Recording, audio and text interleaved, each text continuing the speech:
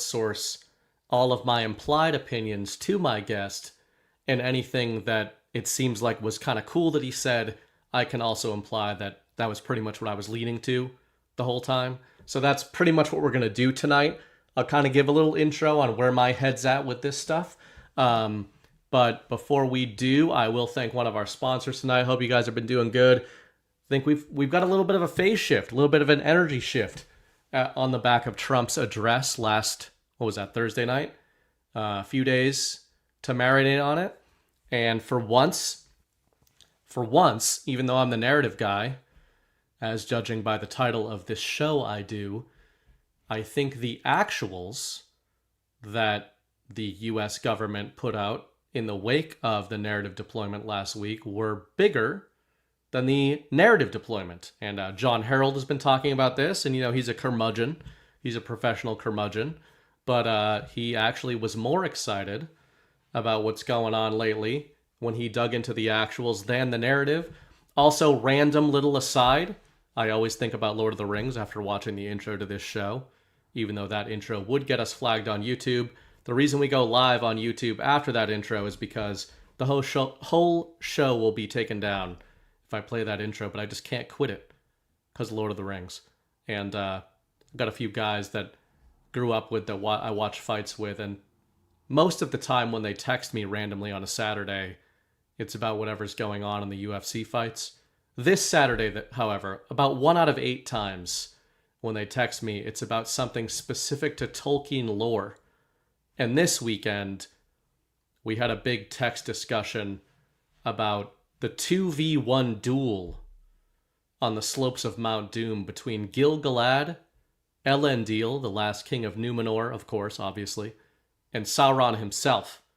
And how, even though I'm a huge simp for Peter Jackson and what he did with those movies, perhaps the biggest missed opportunity in the Lord of the Rings trilogy was the filming of the duel between Gil-galad and Sauron, and the lack of that duel being in the final film.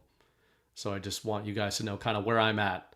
That's where I'm at heading into the show. Haven't thought about the lack of the Gil-galad versus Sauron duel in some time, but am thinking about it tonight. So heavy is my heart and psyche, but that's why we always have the source material.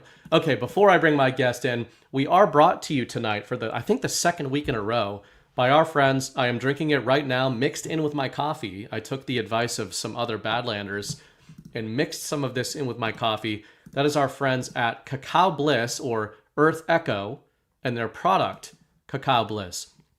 This episode is brought to you by Cacao Bliss from Earth Echo, a ceremonial-grade cacao drink with 7 superfoods that lower appetite, boost focus, and calm anxiety. What if the healthiest thing you could drink every morning tastes exactly like hot chocolate? Forget green smoothies and protein shakes. When prepared the right way, without fillers and processed junk, cacao is tremendously beneficial for your health.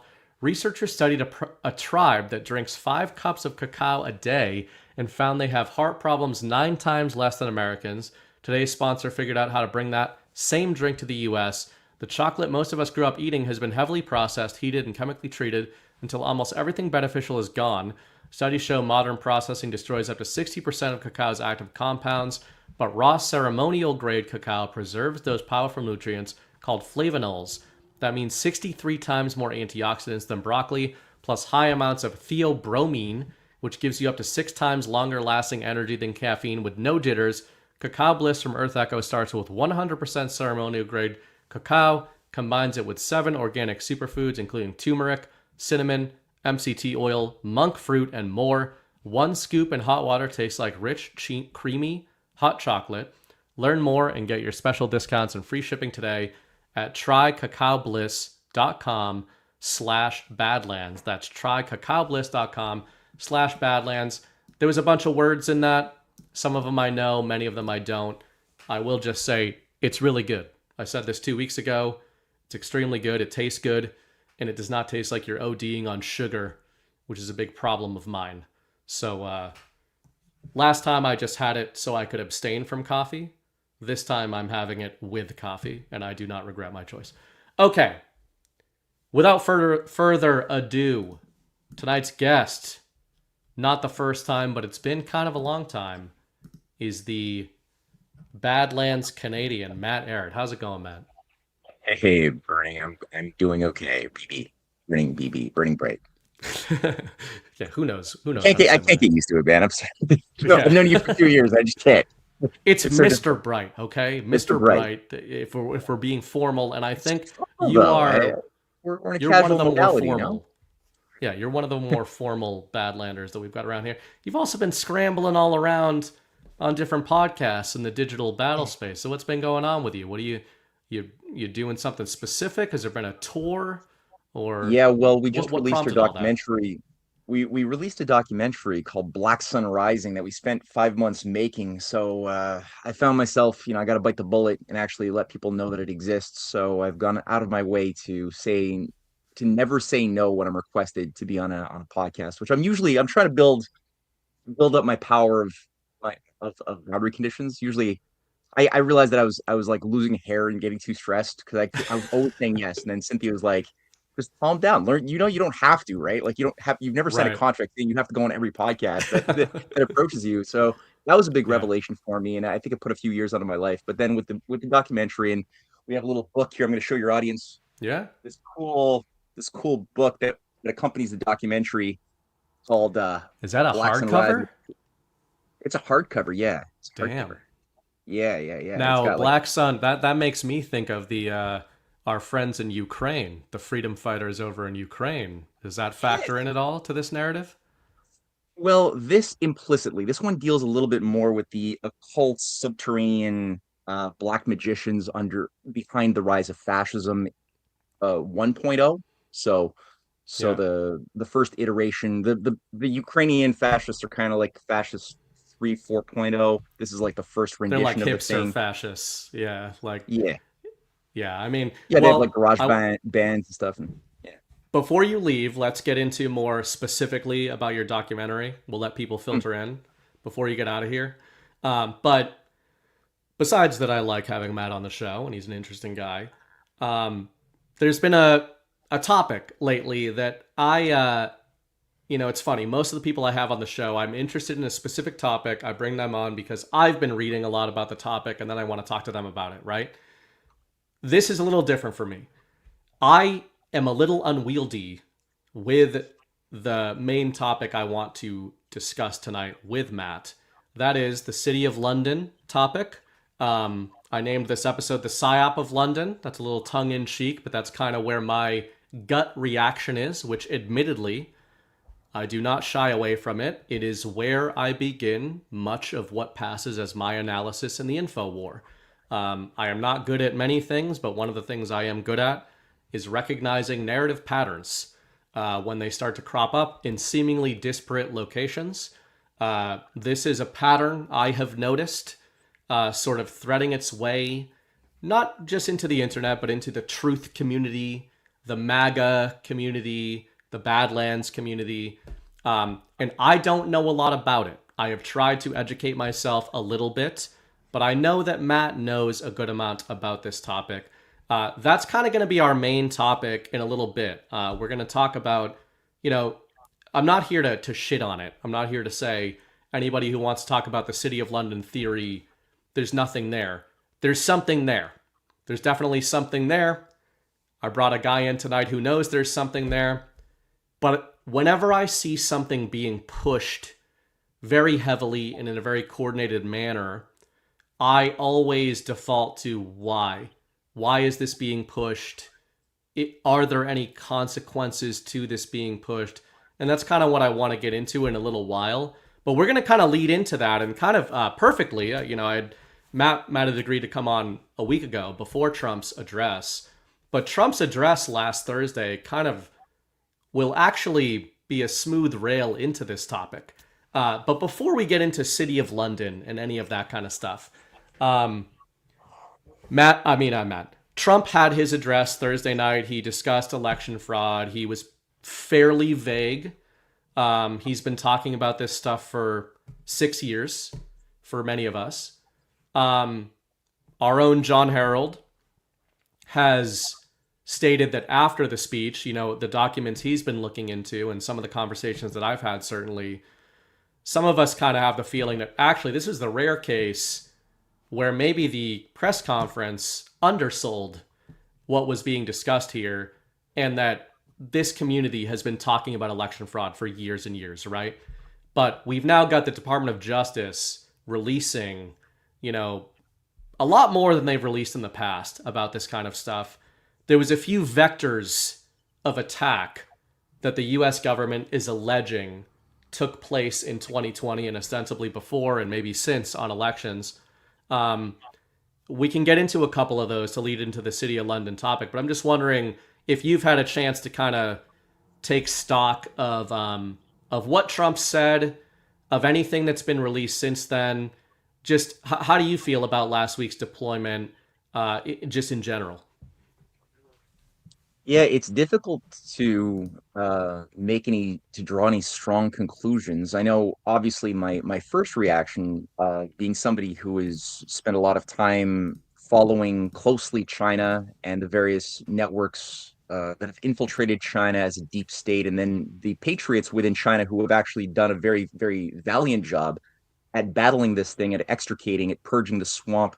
Millions have gone to prison in China for being traitors, assets of the West, of the Wall Street, even the London and Dutch behemoth ancient uh, companies that have built up these huge, systems of control that have penetrated into China since the 90s. Um, I was a little bit disturbed by the choice of words used to really like focus all of the attention on the particular state actor of China specifically, Mm-hmm. whereas I know that the type of agencies that really did play the leading role in the election interference, I would bring in this case, the City of London actors definitely Which is kind of are. ironic. I, Yeah. I mean, they're. I've done a lot of work. I've written many chapters from my book on the Anglo Venetian roots of the deep state, on the figure of Mark Malloch Brown and his Smartmatics, his control over Smartmatic, its overlap with Dominion voting, the type of provable operations that this agency has done. Lord Mark Malloch Brown, by the way, is currently the president of Open Society. He's been working with Soros since the early Okay. 90s at the balkanization of Russia. He got into the election interference game back in the 80s, ensuring that this nationalist leader Marcos was overthrown in Philippines using, again, completely fraudulent shenanigans, not that different from what was done as far as like, you know, vote dump, like ballot dumping, just artificially making up ballots, getting dead people to vote, all of this stuff. And they've done this in Georgia. They've done this all over the world. So I mean, it's provable that there has been tons of election interference. We saw the documentary 2000 Mules. I think it's been Yeah. proven. A lot of this is open source. So it's good to get the conversation going. I haven't really looked through all of the details like John had. But you know, what did you find anything in there that was presented to your attention so far that indicates that China was behind in any way the manipulation of the elections? So my personal leaning, and we've talked about this a little bit. I never pretend that I came up with this on my own, but in the Q drops that were influential on me 10 years ago, there was a suggestion that perhaps President Trump was working with two specific men against a globalist deep state, and those two men were Vladimir Putin of Russia and Xi Jinping of China. And there's obviously in the last 10 years been many different sort of theories and sub theories and, Ouroboros patterns in the truth community and MAGA, all that kind of stuff. But for me, the theory of Trump working with foreign leaders that have been branded as our adversaries just could not get out of my mind. I wrote back 4 years ago the Righteous Russia series. I've said a million times that's not meant to be a historically accurate factual series. The Righteous Russia series, the intent of it was an examination from an American's perspective of the narrative of the Russian to the American, and contrasting that or comparing that to the narrative of the MAGA American to the American, and seeing how many similarities there are in how those narratives have been run. a couple years later, or about a year later, so 2021, 22 is when I did the bulk of my research into Russia. 23 and 24, certainly it's more unwieldy to me, but I tried to do a good amount of research into Xi Jinping's China. And I say that for a reason, as you just said. So my leaning on this stuff comes through coloring of fifth gen warfare. I do believe at my core that Donald Trump is, if he's not allies with Putin and Xi, I think they have common enemies. I feel pretty confident based on how they have orbited the sort of geopolitical game board that they do have common enemies. Xi and Putin, I think, are a lot more direct with their visions for what they see as the future of multipolarity, and that's the word that those two use. Donald Trump, by the way, just started using the term multipolarity in 2025, which I thought was very notable because I have actually argued to this audience that Putin and Xi are ahead of Trump on this sovereign alliance kind of narrative I've been tracking. But that's where my leaning is. I coined the phrase sovereign alliance. I coined the term.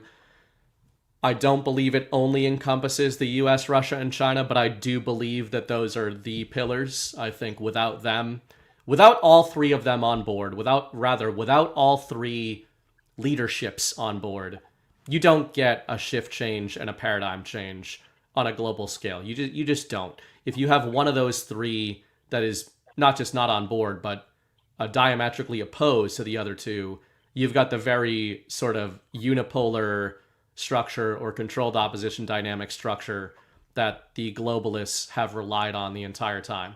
So that is just full disclosure, my leaning. So when I see Trump talking about the CCP and China, my leaning is that he is talking about this stuff as sort of an in and a narrative translation layer, because it's very easy to discuss interference in an American election through foreign interference from a narrative perspective. From an actual perspective, which is more the purview of somebody like John at Badlands, there's at least some suggestion that as commander-in-chief, if you are going to take a hard look at elections in a way that many of us at Badlands have wanted them to do for years, and if Congress and maybe even the U.S. court system, the other two co-equal branches, are not really holding up their end of the bargain, which I believe has been proven beyond a reasonable doubt, I do not think Congress is our friend, then how can you give the commander-in-chief the purview to do something about the American election system? One of our sub-theories has been, if you can translate this narrative through foreign interference, the sort of powers of the president, it's more difficult to interfere with what he wants to do. But all of that said, I do not believe that Xi Jinping's China was trying to steal the 2020 election. There's been too much, even though they fought a very serious trade war with each other. One of the things I've pointed out to this audience many times is that, by the way, Trump is only basically creating détente on a trade level with Xi Jinping. He's not doing that with Europe. He's not doing that with Canada or Mexico. So I think that Trump and Xi get along a lot better than their public personas would have people think. I do not think Xi Jinping was trying to steal the 2020 election, but I'm curious what you think, and I'm curious specifically through the lens of U.S. intelligence and Western intelligence. Because to me, that was some of the big stuff that's in these documents is what we've theorized for years is the role of Western intelligence in the undermining and subversion of the U.S. election system, right? So to me, a lot of that stuff's coming out in these documents, and I think, well, who wants us to believe that China is stealing our elections? And to me, I lean toward, well, I think Western intelligence really wants us to come away with that as the final impression. So I can't pretend I can prove it, but I think the China thing is a red herring. And what I'm hoping is this is the beginning of sort of an unwind of Western intelligence is saying that China is trying to steal our elections, but that it might be a lot closer to the house than most Americans would like to believe. Yeah. Well, I think that your your instincts are correct. And I mean, there does seem to be a certain um dis intentionally disjointed nature to the choice of imposing this particular narrative on China all of a sudden out of the blue. I've never heard this being done in this way so loudly and in coordination with what's his name from the department. Is it the Department of uh there's another. No, it's a State Department official. I forgot his name. I have his little video where he also gave a press conference saying that Iran is behind the election interference in 2020. I've Department of got State? the video. Was that? The Department of State, you said? Yeah, the State Department here. I've got actually here the video. Let me just open it up here just to have a be reminded of this person's Was it name. Rubio? Um, no, it wasn't Rubio. It was the guy with the beard. It's not even opening on me. But there's another figure high up in the U.S. State Department who was also giving a speech a day before Trump gave his speech, and I'll find it before this thing's out, Yeah. saying that it was in Iran. Iran was behind. Not he didn't even bring up China once. He was just like Iran as a state was behind the Yeah. U.S. election interference, which again seems to have almost been a bit of a parody on the type of narrative that the Democrats had used against Russia being behind all of the problems behind the 2016 election interference. It's like they literally took the exact same script that was all Russia did it. Russia's using Trump as their puppet, and then just inverted the script or redirected it towards China. They'd already been doing it, we've heard, towards Venezuela earlier on. So Venezuela, Iran, China, Mm-hmm.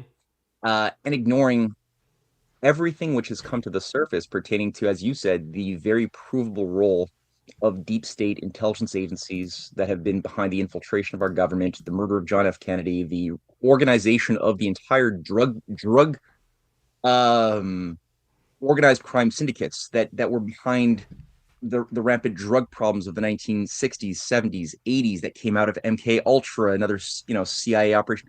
The physical production systems of opium that went into the heroin, into the veins of hippies and then young broken men coming back from Vietnam, doped up because they had to do unhuman things. The entire physical infrastructure in Thailand, Vietnam, Laos, Cambodia was overseen and managed by a mixture of the KMT, the Kuomintang, Taiwanese assets of Chiang Kai-shek, who had modeled himself on as a Asian fascist. His nephew was the head of the Chinese Nazi Party. That's actually a thing, Wow. and he was the KMT, this branch of the CIA, the Lucky Luciano um, crime family, was literally one and the same thing from the 50s on, or actually from the late 40s onward, when Lucky Luciano was let out of prison, installed in Sicily under the protection of Alan Dulles and the CIA to rebuild his entire family, his entire organized crime thing, enmeshed with the Corsican mafia, with the KMT, and all of this was behind. This is the Green Gang. This is the KMT Green Gang of Taiwan. They did this, and they had to refine the labs to refine it to send they brought it in via the Golden Triangle into North America. They had the Air America program to create the physical airplanes, the physical infrastructure to coordinate this as a nominally civilian front group. But we now know was always CIA. This is where they made a movie with Yeah. Mel Gibson and Robert Downey Jr., which wasn't a bad movie in the 80s. On it was called Air America, right? Oh, I never The saw flight that actually. is actually is that is decent. It was one of these like limited hangout things, kind of like Yeah. the Men Who Stare at Goats. We did that recently on Story Hour. Me and Chris. We did it like 2 months ago. The Men Who Stare at Goats. Ooh, you did? Yeah. But Oh, I we'll would have to like to do see the. that. I didn't even know about that one with Gibson and Downey. Yeah. Yeah. And a lot of this grew out of the Flying Tigers operation of Claire Chenot. Claire Chenot had one of his lieutenants by the name of John Birch, who Hmm. they made an entire martyr out of and built up this entire, narrative narrative concocting operation to spin the very real fact of foreign conspiracies out to destroy the American Revolution. That was a very Mm-hmm. provable real fact. But then the John Birch Society, coming out of this entire CIA, KMT, mafia connected, integrated thing, they captured it and then respun it towards it's all the commies, it's all the chi coms, Yep. it's all the Ruskies, and they just created this brain rot which really infected their target audience, which were like typically conservative, Mm-hmm. Christian-minded Americans, where that's how they crafted their narrative was to Yep. better be absorbed into that part of the zeitgeist, which is where Alex Jones was really groomed out of. His uncle was a leading figure within the John Birch Society. He had the John Birch Society president on just a little while ago to help Americans understand that it's not the even though Jones has been speaking about the occult underground, the Bohemian Grove, the Freemasonic agencies, he's been doing that for as a career for like Oh 30 yeah. yems. But Since he's the like, no, it's 90s. really the Tricoms to get us. Yep. You know better. You know better. So, or you're confused as hell. And I think that Yep. that's so. That's my fear is that there's a lot of people who today are just hearing what Trump is saying. Mm-hmm. They haven't done the mind work to properly appreciate the topography of the intelligence shenanigans that have been behind all of America's problems and the world's problems. Yep. And they're already kind of weaponized from like Wuhan lab stuff to China's behind the fentanyl stuff, Mm-hmm. to everything is China. Right. China's controlling our food production, our food supply. It's all China. It's like, no, that's Canada. Canada controls 30% of the foreign, like that's 30% of the foreign owned farmland in America is controlled by Canada, which is run by Malthusians who do want to destroy America and kill Americans. That's And Canada. now they're China invading has, our airspace, literally at this point, which is pretty yeah, ridiculous. You know, I don't know how much you have to do with that or not. I think this might be who you were talking about a few minutes ago, Mark Wayne Mullen, Mark Wayne Mullen. DHS. Yeah. I'll just play a little bit of this. This is him talking about Iran, apparently. I don't know if he says anything. What's going on? We'll make sure that we make those states a priority to look at who voted in their states and hold then the election officials accountable. If the election officials, once we gave them the information they need to secure their elections, and they chose not to, then those individuals can also be held accountable by fines, by penalties, and even, depending on how far it goes, prison time. Iran. There it is. Iran tried to. We know that Iran hacked our state voter files and attempted to compromise, is the best word I can use, our systems where military. It's too retarded. I can't take it. I can't take it. But this is why these are interesting discussions, because I agree with you completely on this. I'm not saying we disagree on the Trump angle, but you're a skeptic, which is good, which is why I like having you on. I view these things, as I said, through the framework of the sovereign alliance theory, of which I think Trump is a major part.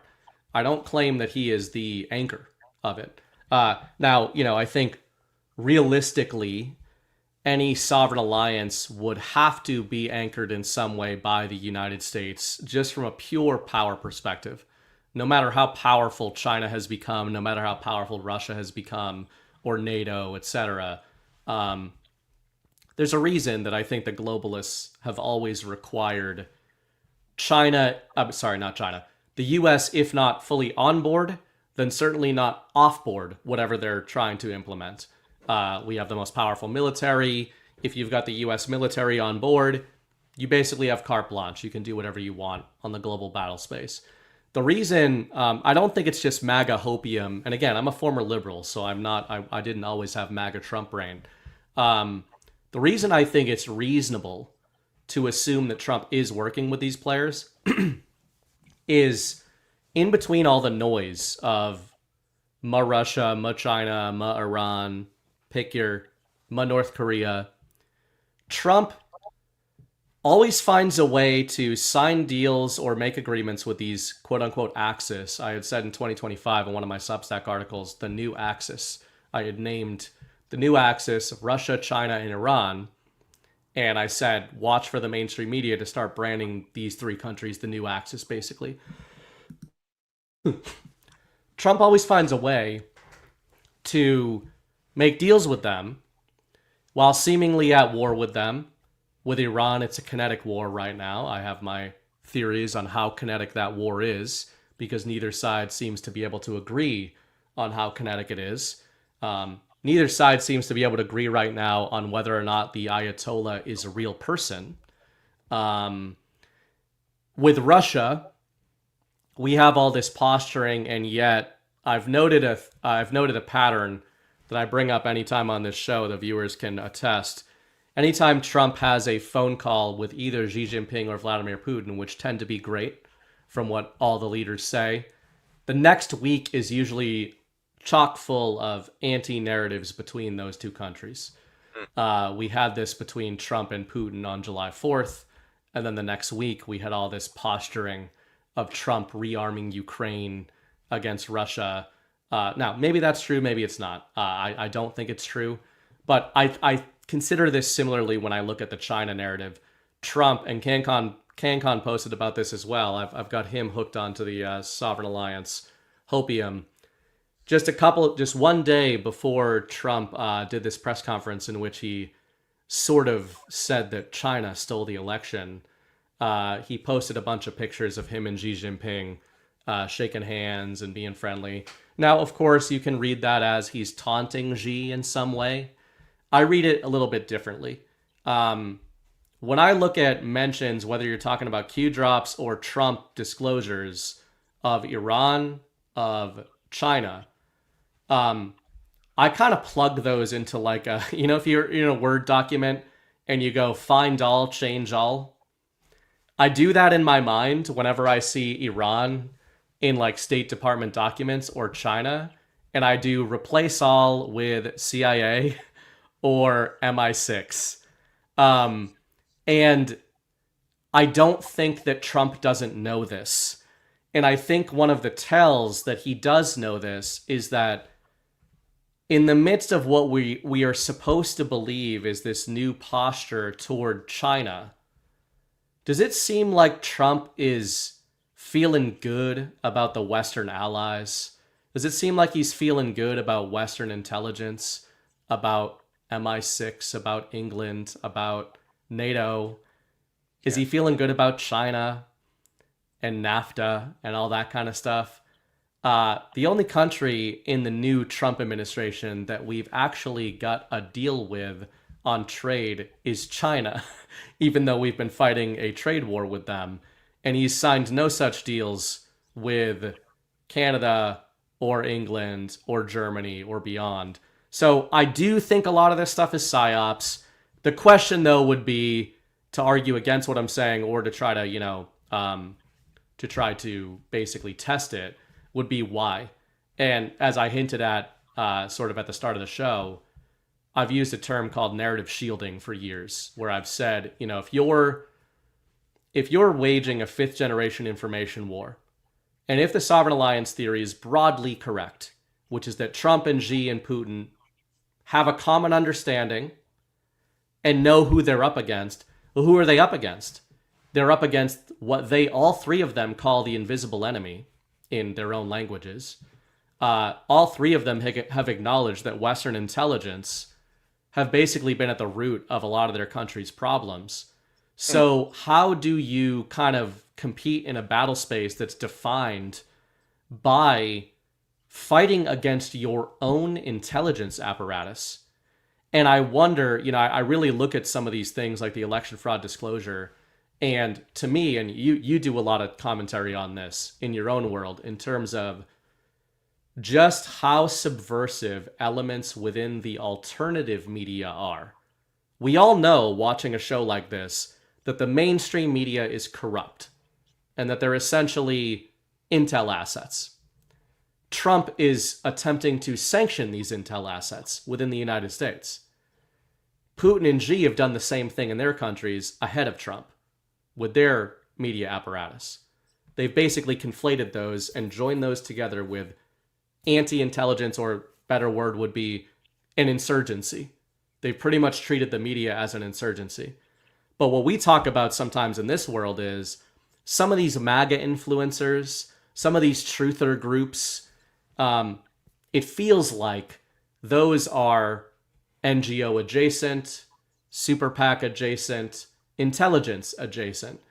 And I sometimes look at when Trump talks, when he gilds things in the language of China did this and Russia did this and Iran did this. He gets all these alternative media, supposedly MAGA voices to jump on the narrative and say, whether you're talking about Turning Point USA or the Daily Wire or whatever, they all jump in because they're like, China did it. It was all China, right? Like you said earlier, it's the new Russia, it's the new China. So what happens in a couple of months when Trump rug pulls that? And you can timestamp this and see if I'm right about this, but when Trump rug pulls that and allows the disclosures to come out and then starts focusing and going, maybe it wasn't the Chinese. Maybe it was United States intelligence because they were named in his disclosures, as was the US media. So that's where I kind of look at some of this and say, is the China sort of thing a way of getting it into the zeitgeist and saying, oh, a foreign enemy subverted US elections, when if we unwind that thread, it's much more likely that, again, it's not China at all, but it might be an enemy that's been affecting both countries. Yeah, I think that that's a good way to look at it, and I hope you're right. I really, really do hope you're right that this is used as a foil or as a way to focus people's attention to have that conversation, and then when you get a bit of lockstep going and a bit of agreement on this is a topic we should all be pushing on. Now, when the actual core evidence is brought to the surface, you could say, oh, all of this fiery language that was directed towards this peer competitor that you might have thought was your enemy is actually it's looking more and more like it's closer to home. That would be a nice rug pull. It'd be a very nice surprise. I guess for me, part of what I would criticize about the approach, and I agree with you as well, that if we're going to get some form of global change that is like harmonizable, coordinated in a way that's not New World Order-esque, if you know Yeah, there's different ways of getting world change. Mark Malloch right. Brown was behind the R2P, their responsibility to protect. He was the Secretary General or the Assistant Secretary General of the UN. So these types of globalists, they have their own idea. So does Carney. Um, but theirs is based upon an idea of imposing a new system founded upon entropy, the reward for activity which diminishes the ability to support human life on the earth. It's just that's what it's always been. It's always been wired towards different types of techno feudalism, that accompanies a necessary corollary for their idea of a new world order, which involves keeping the slaves fighting each other.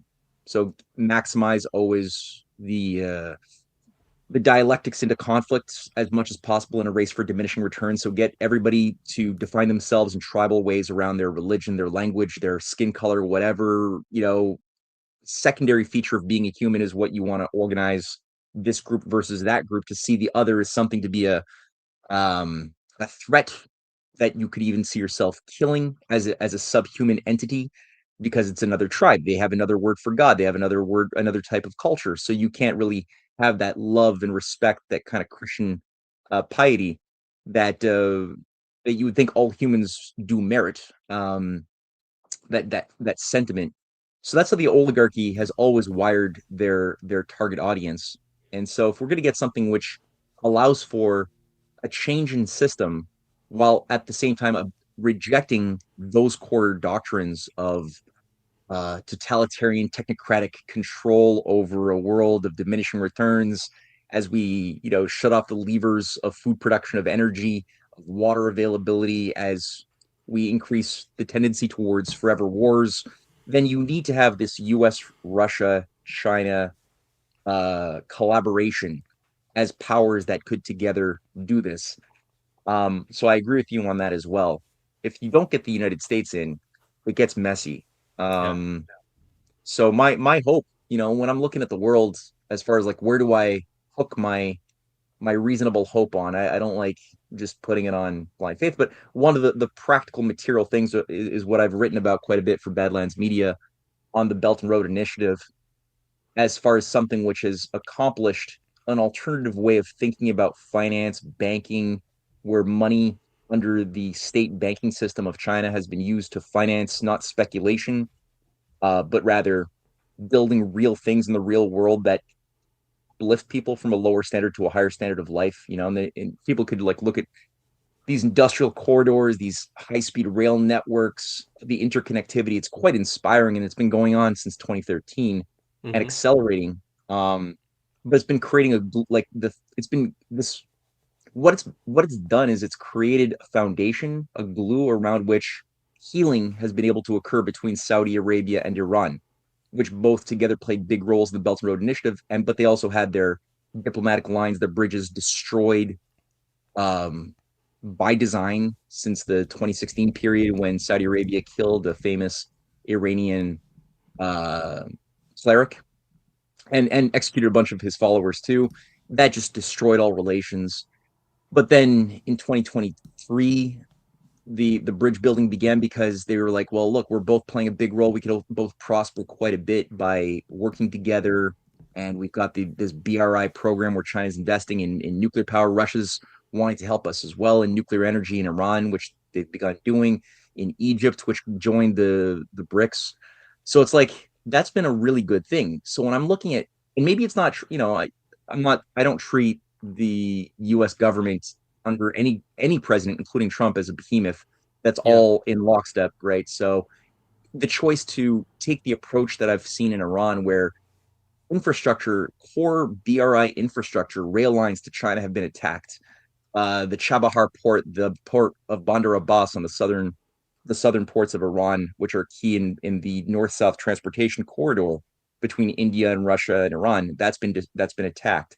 There's all of these points where I'm like, that's not a great strategy for me. Like if you wanted to work, the way that the U.S. would be a great partner would be to participate and bring its talents to the BRI spirit that's already got like 135 countries signed on to MOUs. Attacking it and destabilizing the BRI, destabilizing the rail corridors of Eurasia for me is like not a wise thing to do. It's not going to create long term trust, and maybe it can be undone. I hope it can be undone, but it's just it causes me to to have a lot of trepidation going into these hypotheses of what's Yeah. behind the planning and in the backroom discussions. I totally get that. And, again, obviously, I'm looking at this stuff through a certain lens. I think a lot of the news we're being told about is fake. Obviously, many people do. But, we always have to check ourselves in terms of like, what am I just not refusing to accept because of my preconceived notions? That said, I think there's a lot of contradictions in the global battle space in terms of the relations between some of these nations that we're told about, the do as I say, not as I do type of thing, in a good way. I mean, some of that as an example. Trump has no plans to punish China, even though he just blamed the communist government for meddling in the 2020 election. So, this is a lot of the mainstream media is starting to write some hit pieces. And I bet you're going to see a lot more of this coming week of the media trying to put pressure on Trump to take action against China. And I guarantee you he is not going to do that, which starts to beg the question, if you just gave a presidential address about how China stole an election, why are you not doing anything about China? Why instead are you trying to sanction American media companies and that sort of thing? So that will be like yet to be seen. Smaller points. Why Azerbaijan is locking in a new 2-year plan with Moscow after backing Ukraine. We just had Trump meet, I believe, with the leader of Azerbaijan. They called each other peacemakers. Said that they're going to be signing deals on, you mentioned, an energy corridor. Ghost and I actually, your buddy Ghost there, we've had a few conversations recently about that energy corridor, the BRI that you've been talking about for years. And, before you know it, somewhat sneakily, Donald Trump's talking to a lot of those guys. And all of a sudden, Donald Trump has the leader of Iraq in his Oval Office, and they're best friends, right? Iraq and the United States. Who would have thought? And then you've got the new leader of Syria, the so-called leader of Syria, which is quite an important little puzzle piece in that region. You've got Russia several years ago stopping a coup in Kazakhstan to preserve this. So that's where sometimes I look at the narrative of what these leaders are saying. Okay, the US is posturing, Russia's posturing, China's posturing. But then on an actual level, all the deals that are being done, all the military action, a lot of it, all three of them seem to be clearing out this central corridor in Central Asia.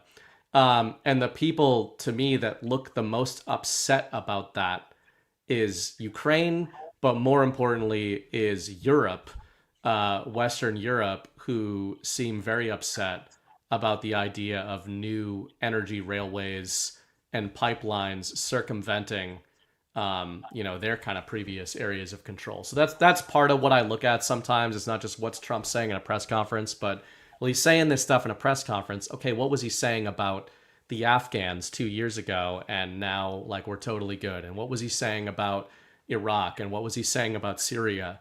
And now he's got these guys in the Oval Office. Meanwhile, he talks about, I've said many times on this show, Trump never says the word allies when it comes to the Western allies, their traditional allies, without prefacing it with, quote, so called. He calls them our so called allies. And so sometimes I think you got to play the opposite game a little bit, where Trump has this adversarial posture toward countries in the Middle East, toward Russia, toward China, but then it's deal after deal after deal after deal with all those players. Meanwhile, he Yeah. has this supposedly friendly rapport with Canada, with England, with Germany, with France, and yet he calls them our so-called allies, and he doesn't seem to be willing to help them out in any way. So, it's an interesting kind of balancing. But before we get into the City of London stuff, I did want one more kind of take from you just generally on China, on where for this audience, I haven't done a big deep dive on the narrative on China, so maybe I have to have you back on for Yeah. that. But just generally speaking, obviously many people watching this show have the general framework that Donald Trump is basically being combated by a domestic insurgency. Mm. Whether you like him or not, they're pretty open about that. That's not really even controversial to say anymore. That there is an insurgency against Donald Trump, whether it's in the intel community, the media, or within the government itself of the United States. As you said, it's not a monolith. I don't think a lot of MAGA understands that that is the case or has been the case in China for the last 10 years preceding Trump. Yeah. And, it's hard to do a short version of that, but, You if you wanna have a you general wanna way of a framing condensed Yeah, that. we can do like a teaser, I guess. And Yeah. I actually I asked John a few months back if I could do a show because my Wednesdays blew up on me. So Mhm. every Monday night I do a show called Breaking Free of PsyOps, and the thing that Yeah. I had in the forefront of my mind was dealing with the PsyOp that China is America's core nemesis, and there's just so many um there's so many narratives that have been spun by creative writers within intelligence over the past, I would say, especially 10 years. Maybe it's gotten worse in the last 4 years.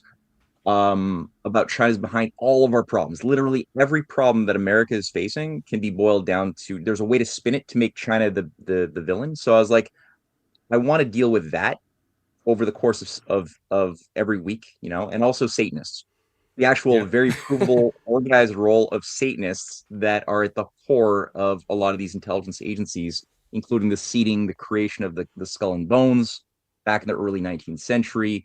That was created by, a leading Russell family, an Anglo opium family of America that was always tied to the idea that the revolution of 1776 was the wrong thing to do, and that our wealth, as his family's wealth, was better accrued through working with the British Empire in creating the international drug economy around the Opium War. So it's an opium family.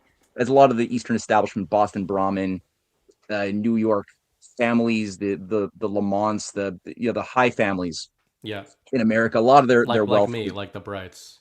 yeah. We kind of run Boston these days, but in those days we didn't quite yet. the yeah, the Illuminati, the bright Illuminati, right? The illuminated ones.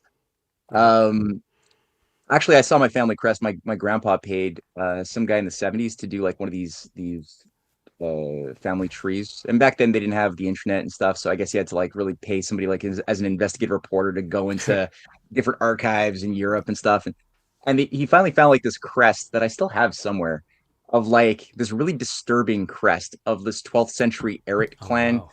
of like a snake eating its own tail around some weird like super weird coat of arms that is full of not like cult symbolism that I'm not comfortable with at all. But That anyway, stuff's pretty wild. I don't know how much of it yeah. is accurate. I always just, unfortunately, once you become a conspiracy theorist, you're like, what if this is real and what if it is fake? But it is cool to go down those rabbit holes and be like, my clan was what? And we were related to what? And then you just start going back. Uh, Yeah, right. It's, yeah. I mean, you'll find I do believe Plato was right when he said that if you go further back in anybody's family trees, you will find kings and slaves. So it's probably to a Yep. certain degree true of all of us. Um, but yeah, so the China thing is really important. And my wife actually right now, Cynthia, she's writing a book and we're about to make a documentary. She's producing, she's taken some of the leads that I presented in my show and taken it to another level as far as like what is the China social credit system? Is there a China social credit system? The answer is no, there isn't actually. That's But what we're told about over here, right? It's like you walk across the street and yeah, Big Brother is scanning your face, and then yeah, or like they you make go it to so the you Epoch can't buy Times groceries. website in China, and all of a sudden your social credit score goes down. You can't get Right. on the subway to get back home or whatever. Your Yeah. kids can't go to school. No, this is make believe, and I go through that and pointed out that there was a real effort on the part of some private agencies that were trying to bring this into China in the 2000 in like 2011, 12, all the way to 19. And that was Tencent, that was Alibaba, Alipay, Ant Group. They're all the same. They're all run by two private cartels. Those two things you could prove are actually run. One has the headquarters in the British Cayman Islands. It's not even Chinese. Yeah. Um, that's the one that's owned by Jack Ma, who was taken down. He's a Oh World yeah. Economic Forum trustee who called for Hmm. an overthrow of the Chinese banking system in 2020 publicly. And 3 days later, he was disappeared. And he only was allowed to basically teach. People were like, "Oh, did he die? Did he get killed?" Well, he was basically installed. He's told to go to one of his mansions. You're basically house arrest that he could teach high school classes. That was all he could do. He lost all powers and privilege. The Chinese took full control over his. They created something out of thin air called the golden share. So China, as a government, said, "Okay, we're actually gonna get 1% share in this company, this Alibaba Ant Group company, and but it's called the golden share. So basically, we're the emperor. Yeah. Anything you want to do, you got to go through the golden share owner from now on. So it's a big leash, and they did the same thing to Tencent, which was created in the 90s by a Goldman Sachs operative by the name of Martin Lau, who's still Who are unfortunately, now infiltrating Western video games as their main cultural appropriation vector, you got by the it. way. Yeah. Yes, EB Games and yeah, Hmm. yeah, exactly. Arcane, like that fantastic. Yep. Uh, you've seen the Arcane on Oh yeah. Netflix, right? Yeah, Yep. really well done. Um, but they're the ones who run all of that, so they're doing a reverse engine. But at the same time, the whole thing was always Goldman Sachs from the get go. And one of the key guys who runs Alibaba as well is a New York-based Taiwanese billionaire named Joseph Tsai. He can't even go to China really. Like he's in New York. He owns like a basketball team, and he's a big investor in like the Stanford and Yale neuro cybernetics groups. So he's Hmm. part of this whole Stargate operation, and that's actually what Cynthia discovered that I didn't even know in my presentation. I was not aware that these agencies are actually run by the same open AI Stargate groups. There's a whole network, Japan SoftBank, that owns 40% of the Stargate operation, along with the same 40% of OpenAI. Japan's SoftBank is run by a guy who's a Berkeley operative. He was brought in as a Japanese cybernetics freak in the 70s into Berkeley. He was processed there, initiated or whatever, and then was installed back into Japan to create this SoftBank thing, which is not Japanese. It's actually run by this same Stargate operation that's inside of the United States. This is what was doing the MK Ultra Monarch mind control operations on like remote viewing, abusing a lot of children along the way, working with a lot of the remote viewing cults. The Edgar Casey cults were all absorbed by this thing. Parents who were part of these cults were giving up their kids to Stargate operations to do like spoon bending and goat heart blowing up experiments and remote viewing Yeah. things. But that thing got a rebranding more recently, and I don't see that as friendly to the U.S. interest at all. But that's what's behind the thing that China's been battling inside of its own country. Yeah. That's also why that's it's not even just that, and you could prove that. And Cynthia's doing a great job pointing out the 5 million officials who have been imprisoned, who have been kicked out, who are all representing these interests. But also going back to the 80s, like there have been so many waves of effort to bring in a full blown perestroika like privatization into China, like they did in Russia in the 90s. That was done. Yep. Soros had his own right, like his own asset, Zhao Jiang, who was made Secretary General of China, the most powerful position you could have in China. This guy became that from 87 to 88, 89. He's the one who was being positioned at Tiananmen Square, which wasn't even a massacre.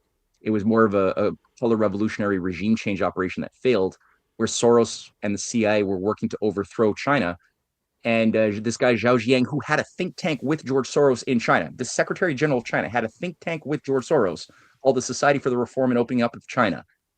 It's that bad, but it failed. The Chinese, unlike the Russians, were a little bit too quick, and were able to nip it in the bud.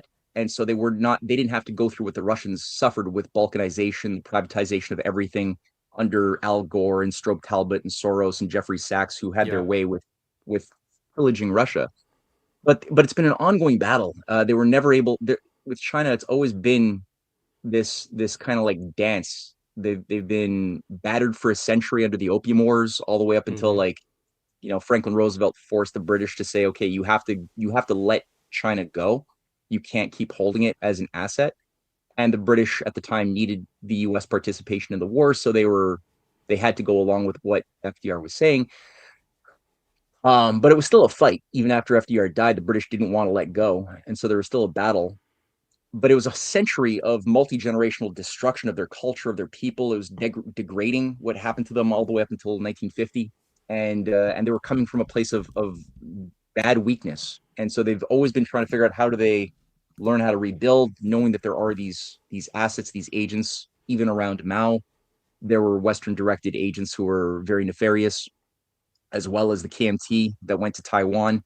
So it's a den of vipers, and it's just been Oh yeah. remarkable to watch their progress as they've been able to like take, I think, a lot of their 5,000-year-old civilization, and they actually take lessons of things that happened in the Tang dynasty and apply Yeah. it for practical purposes for problem solving. So when people say, oh yeah, it's a communist behemoth, it's not a communist behemoth. No, like my wife, I was listening to a point she made on the Duran the other day. She says it's true. Like, people don't wake up in China thinking, okay, what would Marx want to do? What would Marx do today? They're not ideologically Marxists. They're pragmatists informed by like 5,000 years of their history. There's a Confucian Renaissance going on. It's very vibrant in their culture. And then there's what they choose to take out of what they understand communism or Marxism to be that works, and they leave what doesn't work. So it's a very pragmatic oriented mindset. And some of them do know more about the proper American system than Americans do. Like, they apply. Yeah. That's been as I've measured in my writings, some of the biggest victories and successes of China's economic maneuvering came through an appreciation for what America did when the proper American system was activated under Lincoln, through the greenback system and state treasury issued securities tied to specific big mega projects like the Transcontinental Railway, which the Chinese study this kind of stuff and they apply it as they've done to different aspects of their BRI. So it's ironically, a lot of the best of what made America good that is making Yeah. China successful in a lot of its fights. So that's the Yeah, I mean, teaser. a lot of what and again, I've done way less research on China than on Russia, but that what research I have done, I was fascinated by what Xi Jinping, I don't know if he named it this, but his administration named it the Tigers and Flies campaign. And, Mm, I know it sounds so simple, But this audience, what's so funny is this audience of not just MAGA people, but like truthers, like MAGA people who don't just watch Fox News, but who try to figure stuff out. They watch shows like this, they watch shows like yours, they do their own research and writing. They're always in our comments, sending us stuff, sending us emails. I looked at this, I looked at that. They're first principles reasoners. They're trying to figure out what's going on, even if they're coming from an American perspective. And yet, I think that sometimes we, the collective we, sort of have a hard time framing things from the foreign lens. I'm not even saying that through like, oh, we're ignorant Americans. I more mean from a logical, a logos first principles perspective. Most of the people watching this show, 99% of what they talk about from a conspiracy lens and from a just daily info war, as we would call it, fifth generation warfare lens. When you're talking about the deep state in this audience, if you're a Badlander, are you usually talking about somebody from China or Russia, or are you usually talking about somebody in the United States government? Right? Like sometimes it really is that simple to just check yourself a little bit, like I did a few years ago, and say, hold on. Before I rush to China bad, Russia bad, this bad, that bad, am I spending 99% of my time explaining to people how half of the US government or more are running an anti-constitutional insurgency against the Republic? Right. If so, which I think is apt and reasonable and true, then you have to be able to play that game with these other nations, right? So when somebody like, from a foreign lens, from a foreign propaganda lens, if you're in England, for example, if you're in Germany, if you're in Canada, actually, might be a better example. My wife, the former Canadian. When you go up there and you watch Canadian TV or European TV, what are they told about what Donald Trump is doing?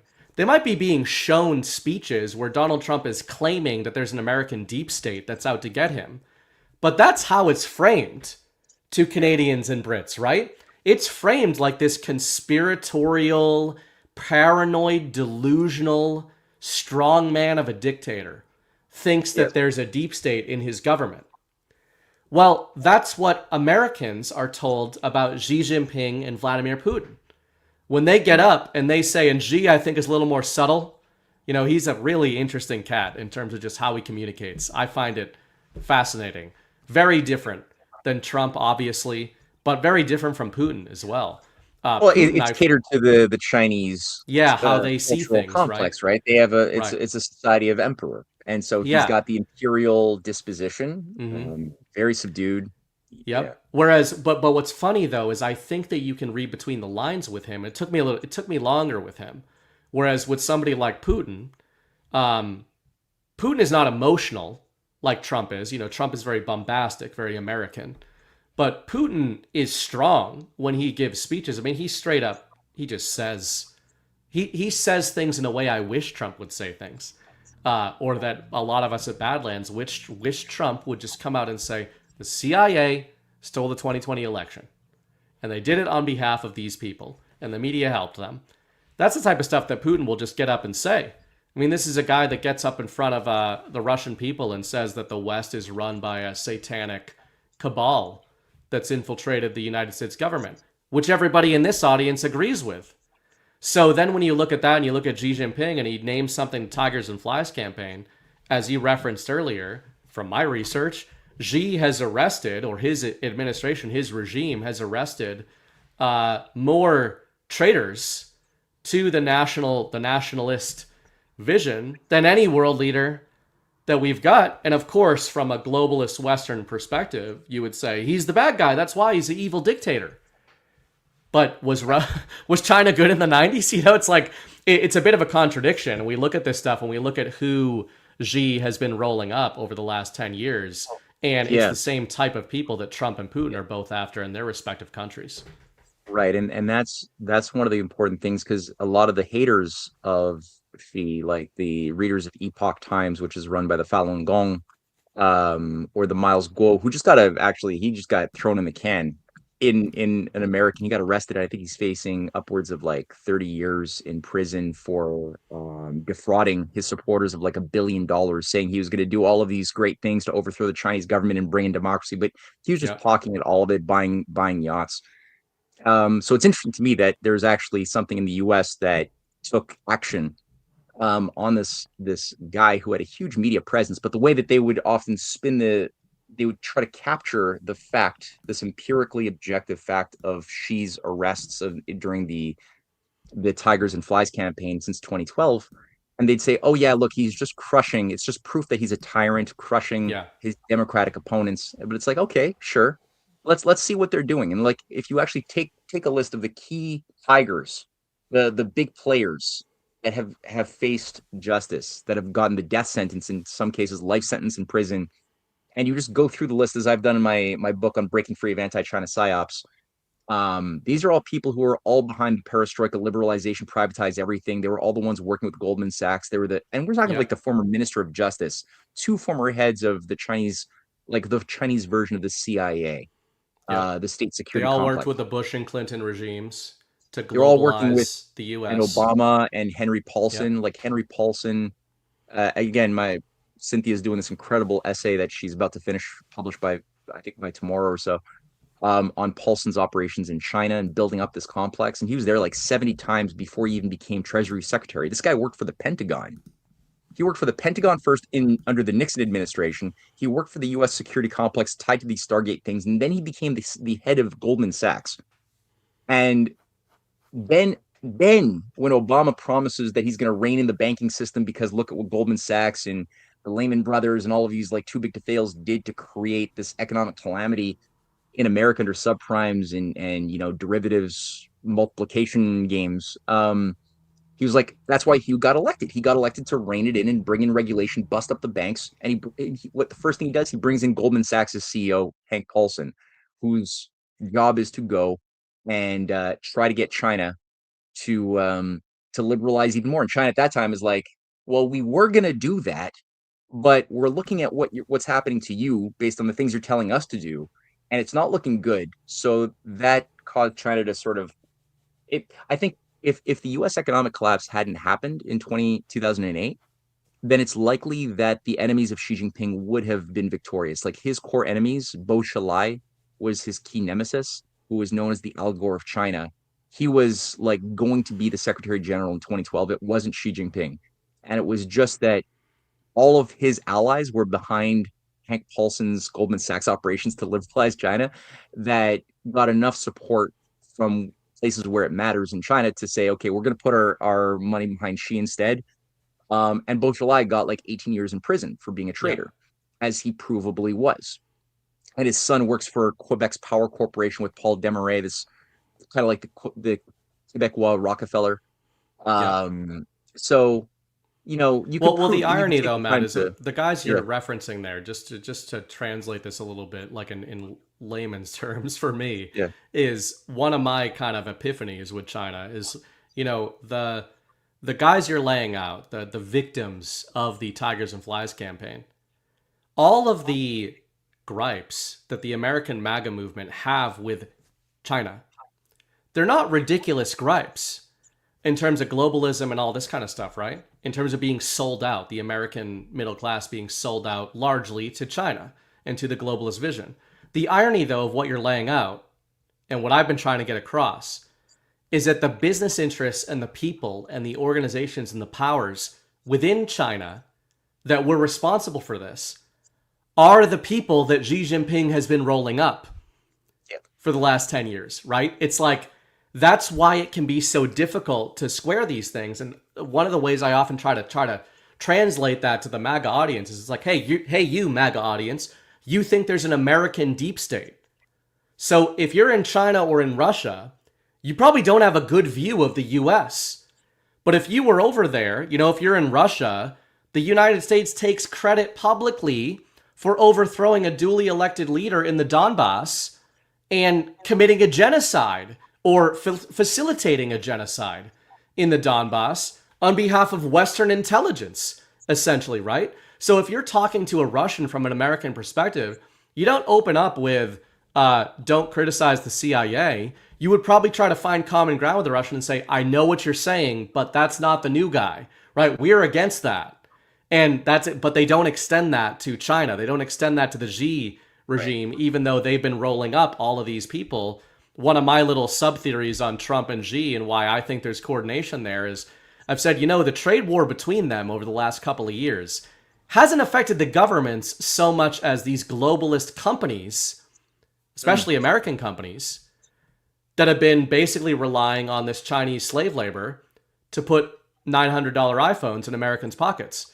And that's a reductive way of looking at it. But, it's almost, I almost look at that as they fight this trade war, but Xi and Trump are both essentially chasing globalist oligarchs out of China and forcing them to reshore with a lot of what they're doing.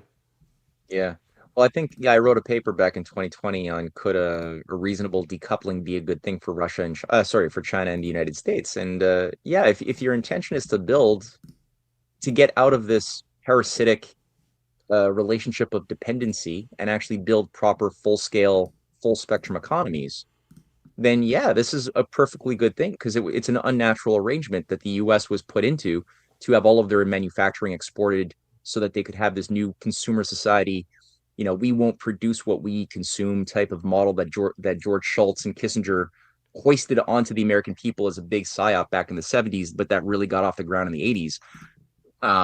That deal, that that was never a natural arrangement, and China was not supposed to be the,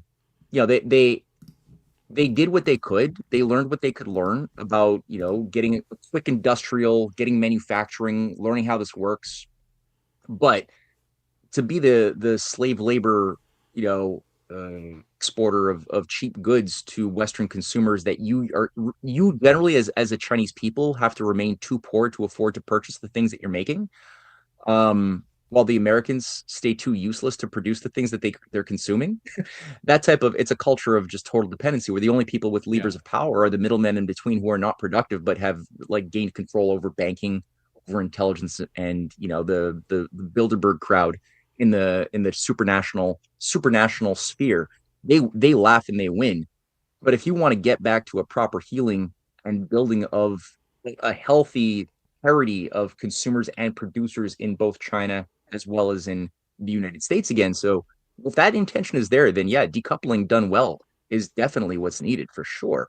And then that way you could actually have trade that is fair trade where you're paying the Chinese good for goods that we don't produce as Americans or Canadians. We're able to buy things from them, but such that their wages are good, their labor is high quality, and vice versa.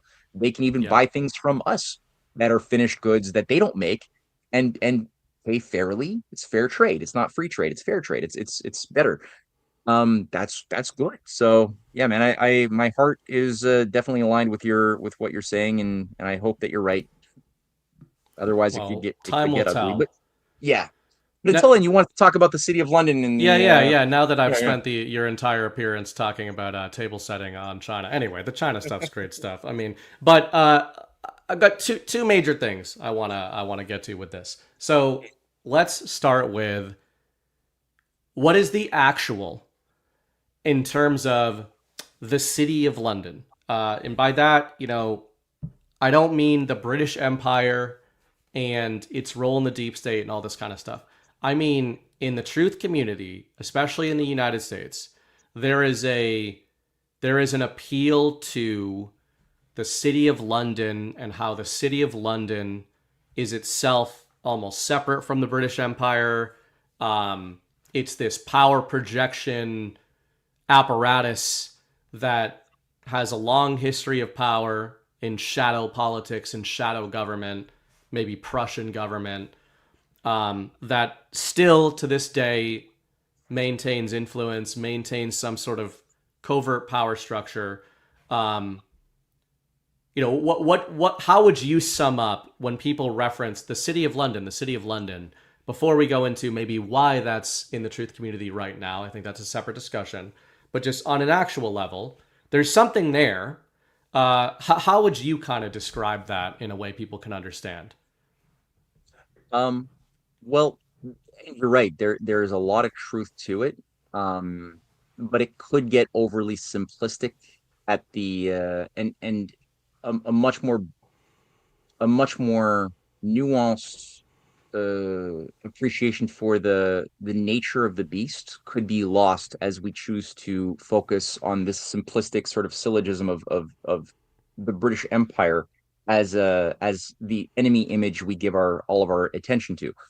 That being said, there's a lot of truth to it, and the British. Hmm. I'm fully convinced the British Empire did not disappear after 1945 as it got rebranded into a Commonwealth. The empire still exists. No empire voluntarily dissolves itself without another darker agenda at play. That was even that in people.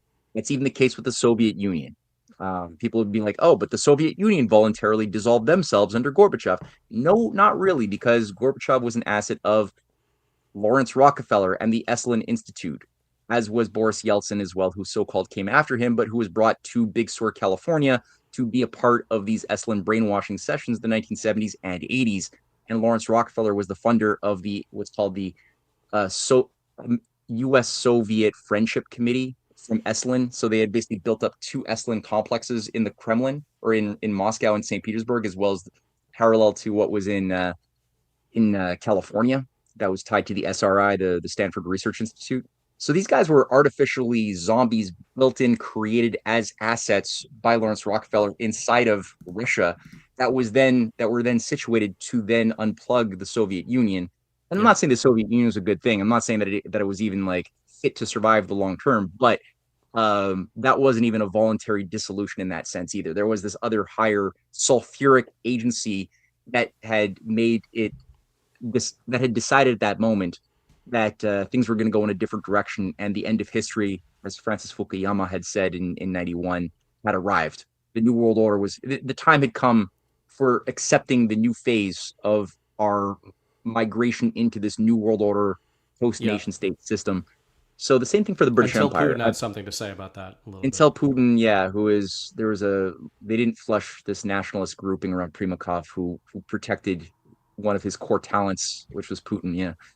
Um, but the British Empire always exerted its influence onto the world through principally occult intelligence, as well as through the intelligence operations that did have an occult overlap is key, and banking, which also they have it was called the Hellfire Club back in the 18th century for a reason. It was a satanic society that like the entirety of the executive branch of the British government were all members of the Hellfire Club. Um, so there's that. They did call themselves a Commonwealth, but if you look at the levers of control and of influence over money laundering, offshore accounts, it's still the British Cayman Islands, it's still the Isle of Man, it's still the Virgin Islands. That's where a lot of the shell companies that are used as bases of operations to build Hmm. up the deep state structures inside of other countries So it's are largely maintained. banking, right? Is it a lot of this is a lot of Yeah, the conspiracy world. When I say that, by the way, I'm not being pejorative. I hope people yeah, understand that. When I'm saying conspiracy world, we all know that that's real, the yeah, real conspiracy. But is yeah. the idea basically that the city of London, their role in this globalist cabal criminal network, anti-sovereign, anti-nationalist, anti-human, as a lot of your commentary is about, uh, that a lot of their role is in the financial realm, kind of a shadow version of the East India Company, like all the way back from that legacy, or is Yeah. that a little? No, it's both banking and it is tied to I think a lot of the structures. I mean the East India Company was sort of dissolved in 1873, but Mm-hmm. the structures didn't dissolve, just the name and the branding did, and then it was given over to different institutions more, but again it was the same. They spent 2 centuries building up this power complex. They don't just they don't, it doesn't disappear. It's just simply given a new fate, a new veneer. Um I would say there is okay, how do I word this in the most concise way? Um Well, because this show is known for being concise, so it's important. all right, so I don't have to stress about being too concise. Okay. Yeah. Um the So the British Empire, the city of London itself is a power, still to this very day, and through things like the livery companies, which were built up during the Norman invasion, about a millennia ago. The Norman invasion was sort of this Viking takeover of England and the introduction of feudalism into England. When the Normans came in, they brought in with them feudalism that they'd already built up in the south of France, the western side of France, where they'd already spent about a century building up their capacities, their power structures there before being sent and deployed into England, simultaneously also into the south of Italy, where you also had the Norman kings that endured for several centuries in Italy and that oversaw the Crusades. In the case of England, same thing. So, with that, the power of the city of London, which was, and I would say this is where it gets. This is before the British Empire, right? The British Empire doesn't even exist yet, not Right. even close. It's still we're not even at the Crusades yet, but this is what is behind the launching of the Crusades. It's this Frankish war, this clash of civilizations.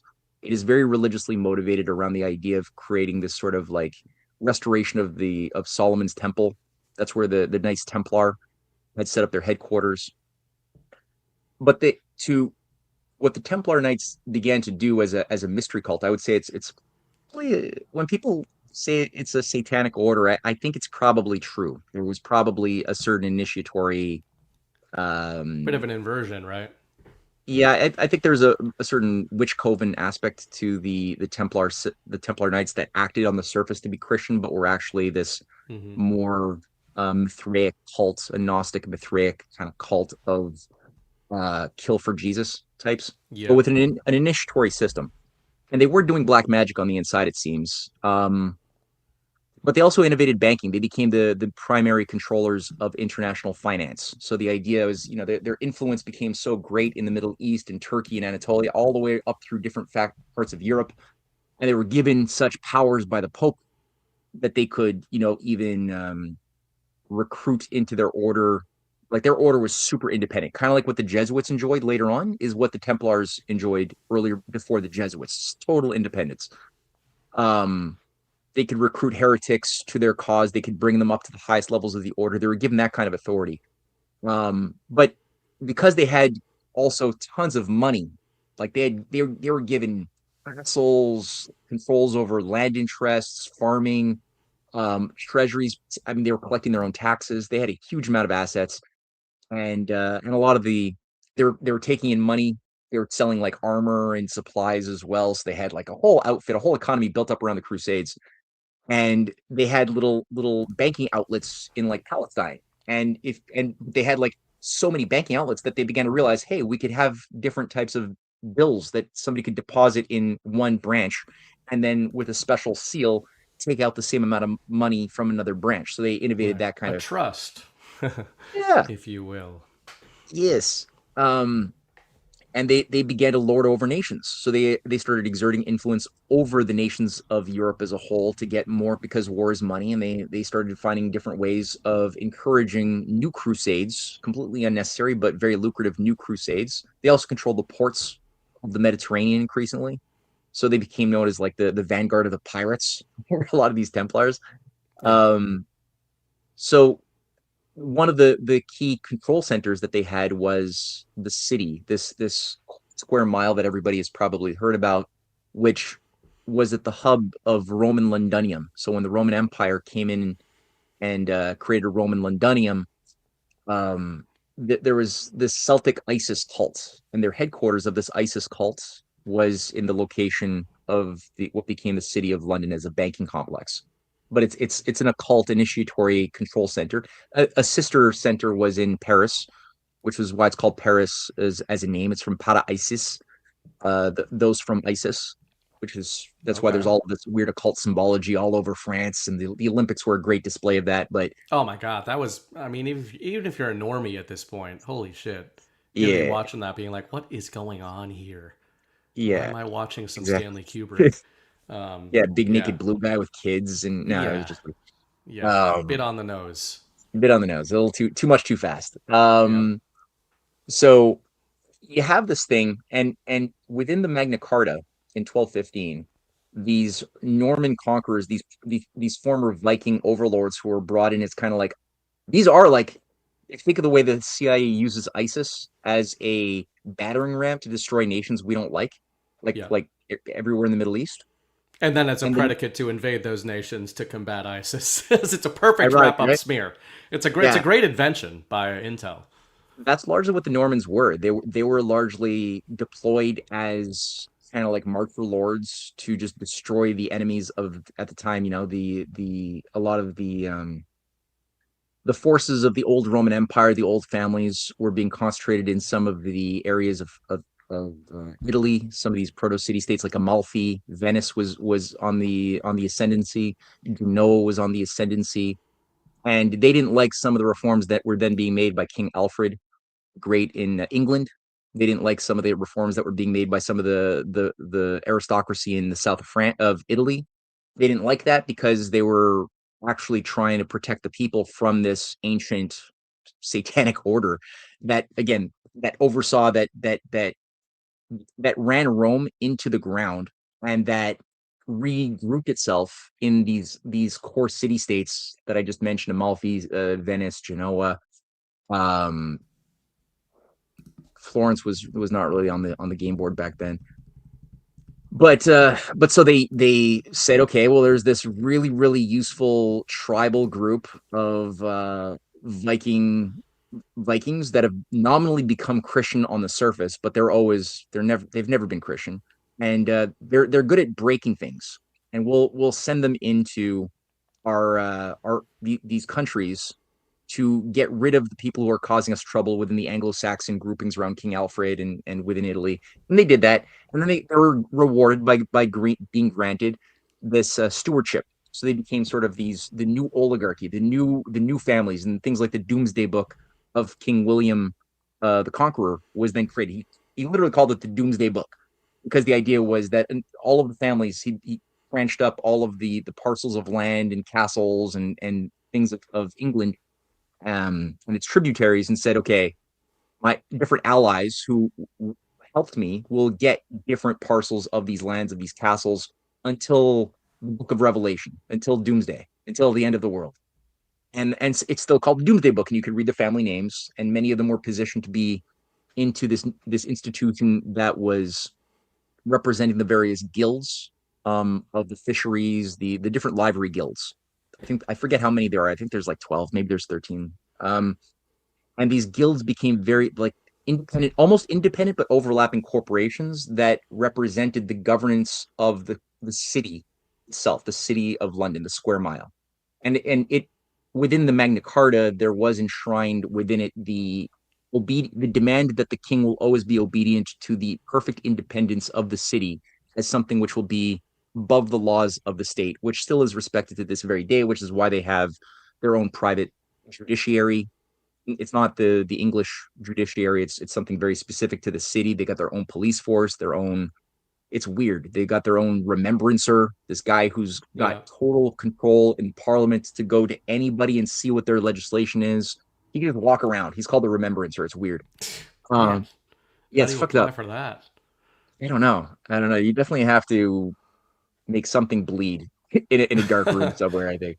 Um, But that over that an that altar. though is reference. Some people in chat who've talked about this or at least read about this in general. Again, in the context of sort of the truth community, there's this broad idea that in the current, I mean, we would agree that while, I mean, earlier we said the U.S. government is not a monolith, the Chinese government is not a monolith, the deep state is not a monolith either.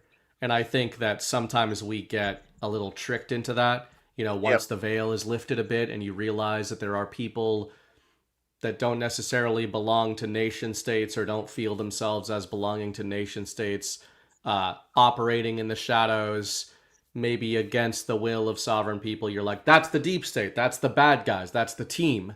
But I often think of it, and myself and Chris Paul often frame it as a little more akin to something like Game of Thrones, where even within the deep state, you've got these interests that are overlapping and Mm. competing, and just like any criminal organizations, Well, right? a great But example of that was yeah, in the London fire in 1666. Um, something really weird happened right after the English Civil War, because before America, England was the first republic where they got the head of their king off, King Charles the First. They cut his head off. They created a republic, but it was very messy, very messy. It was all full of Jesuit and Rosicrucian infiltrators. So it was not very easy to govern. A lot of people who were good people didn't understand the terrain. They fell into traps left and right, and the thing Yeah. petered out after like a decade. And it accompanied a civil war. It was a good time for the American colonies though, because Britain at that time became so occupied with its own shit that they just created a space, a breathing space for the Massachusetts Bay Colony and the Yeah. Patriots in America to start building up some capabilities of their own that could qualify They were themselves scared of for us, having. Matt. They were scared of the Bostonians the whole time. They were. Yeah. um, but okay, so what happened right afterwards? 1666. The Civil War has ended. The experiment of the English Republic kind of ends. Charles II is brought in now. Um, I think it's a Stuart King. Yeah, it's a Stuart King. Is brought in, and immediately the city of London catches fire, and like 90% of the city of London, the square mile, burns to the ground. And they do to this very day. It's really bizarre, but there's an annual parade in London, and people can Google. If you're listening to this right now, Google the parade of Gog and Magog in London, and you will find some weird shit. And We are not responsible for whatever lists you may or may not end up on for Googling that. But so Google that of your own yeah, good volition. disclaimer. Good disclaimer. But it's civilians are there, kids. It's a fun thing, and there was these two giants, one called Gog, the other Magog, and one giant you'll find typically is portrayed with a shield, and a fire with a phoenix coming out of it is on one of the shields, and that is in homage to the fire of the city of London, which they say was a purgative cleanse where something was eliminated in the city of these, which is where the livery companies were based.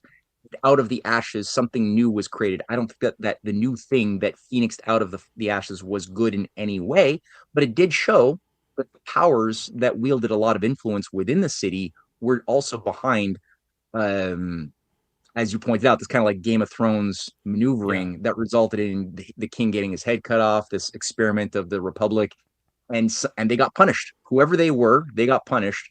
The thing was torn down and rebuilt, but under a more controlled sort of system. And out of that, the consolidation again, England wasn't fully an empire yet. That was the dream of people like John Dee and these black magicians who coined the term or who had this idea that England could replace the Spanish and the Portuguese empires to be the new world expression of power of the ancient empires of Babylon. That had always aspired to world control, right? Not a regional, but a world control. That's what Rome also tried to do, but nobody really made it. And the idea was, okay, now England can be the one to do it. We know of the new world as well. We've got colonies. We could be the ones to ice out. We've already beat the Spanish back in 1588, right? We beat the Dutch, or we're beating the Dutch. The Dutch and there was still, I think, a bit of a fight over whether the oligarchy was consolidating its interest at that time around the Dutch as well as the English courts. And both of them had a Dutch and an East India Company. So there was a Dutch East India Company and a British Yeah. East India Company. The Dutch were actually more under the control of this parasite because they had in 1609, way before the Civil War, but in 1609 they had brought in the first private central bank modeled on Venice, the Hmm. Levant Company. So that's what was done in the case of the Netherlands. Just before that, they created the Dutch East India Company to sort of compete with the Portuguese in the East in India and what have you. The British set up theirs a little bit later, and ultimately when the city of London, when the decision was made that okay, it won't be the Netherlands, it could have been as the seat of the new empire. Instead, it was made England. That choice was made, and there was about 30 years of battles of war between the Dutch and the English, from like 1611 all the way up until 1670s when they finally merged, and that's when you had sort of the creation of the Anglo-Dutch system. This agreement, okay, England will be the center control, the Netherlands will be our sort of support, and together we will do the thing. And that was consolidated with the 1688 takeover of Yeah. William of Orange. The Dutch king didn't even speak a word of English, but he was the guy selected to be brought into England as part of the Glorious Revolution. And as soon as he was brought in, there's a book that's super influential for my thinking by Graham Lowry, who was with the Schiller Institute back in the 80s. He died in 2001, but he did a book called How the Nation Was Won, and he goes through this in excruciating detail of the Venetian party of Lord Marlborough, the great grandfather of Winston Churchill. His grandfather was the leader, the great grandfather. I'm not going to do that every time. We'll say great seven or something Yeah. like that. Old guy. Yeah, he was the head of the Venetian party with Sarah Churchill, his wife, who oversaw this, who facilitated the takeover. At which point the Stuarts had to flee. Um, the Stuarts, I think it was James II, had to flee to France. He was given sanctuary, and the Dutch William of Orange was brought in. And at that point, the Dutch central bank, which was itself a Venetian bank, set up in 1588, which itself was a Templar bank. It was built around the Templar innovations earlier on, but it was magnified under Venice. Knights of Malta were a big player in that Venetian operation. The Knights of Malta were very closely tied to Venice at this point. So the Knights Templar disappeared, but they went underground when they were persecuted. But the Knights of Malta, they weren't called that then. They were called something else. The Knights of St. John Yeah. of Jerusalem. But they were then brought into play a little bit more and they acquired a lot of the Templar assets, and they started working very closely with Venice. So all that to say, this Venetian central banking system was brought into first the Netherlands, then in 1695 it was brought into England. So it was this private central banking model with a very opaque ownership. Basically interests who represented this old money were brought in to manage this new thing. And there was still, some pushback. There were still some better Englishmen in power at the time who didn't want it to go in this direction, but they had too little power. They tried a little bit under Queen Anne, but when she died in 1710, William of Orange was prolifically unwilling to have intercourse with a woman. So he couldn't have any kids, and Queen Anne didn't have any kids, or she had like 13 kids. They all died before the age of 2, so they were all being Jesus. poisoned. Yeah, it was bad. Ugh. And so she was giving some protection for some really good people around Jonathan Swift, who was an official in her government, the guy who was like polemicizing against, depopulation under his modest proposal. This guy was like a political player, a powerhouse from Ireland. And but when she died, all of these guys got purged completely from any position of power, and then the empire was kind of consolidated under George I, this Hanoverian king, who was sort of under the weird, lineage, hereditary structures that they maintain in Europe. For some reason, the Hanoverian line was going to be the next in succession if Anne didn't have a kid, which she didn't. She was a Tudor, no kid. So then that created the George II, George III, the Mad King, and with Victoria, you had the Saxe-Coburg Germanic line also introduced on top of the Hanoverian lines into England. But all that to say, these are just the bloodlines. A lot of Right. these people, they're totally disposable, as Mad King George III was disposable. Well, you Um, mentioned this word, and it's very amenable to how this audience sees things, which is parasite. And mm, there's I don't know if you're familiar with the Prussiagate series on yeah, Substack. That's an interesting rabbit hole there. You mentioned William of Orange. They talk about how that started their dig into the Prussians and sort of the Prussian Empire, and how that never really dissolved, and a lot of similarities to what you're talking about with England, but or London. But the bottom line, I think, is there is something there. There is something in terms of there is this enemy. Trump might call it the invisible enemy, that is extra national. It's not, they don't have any loyalty to a government. They certainly don't have any loyalty to a people. And this is old. A lot of the stuff that you write about is mystery cults. And what's the point of these? It's to leverage power. It's for a small group of people to lever power and influence over over nations and nation states, and maybe even leaders themselves.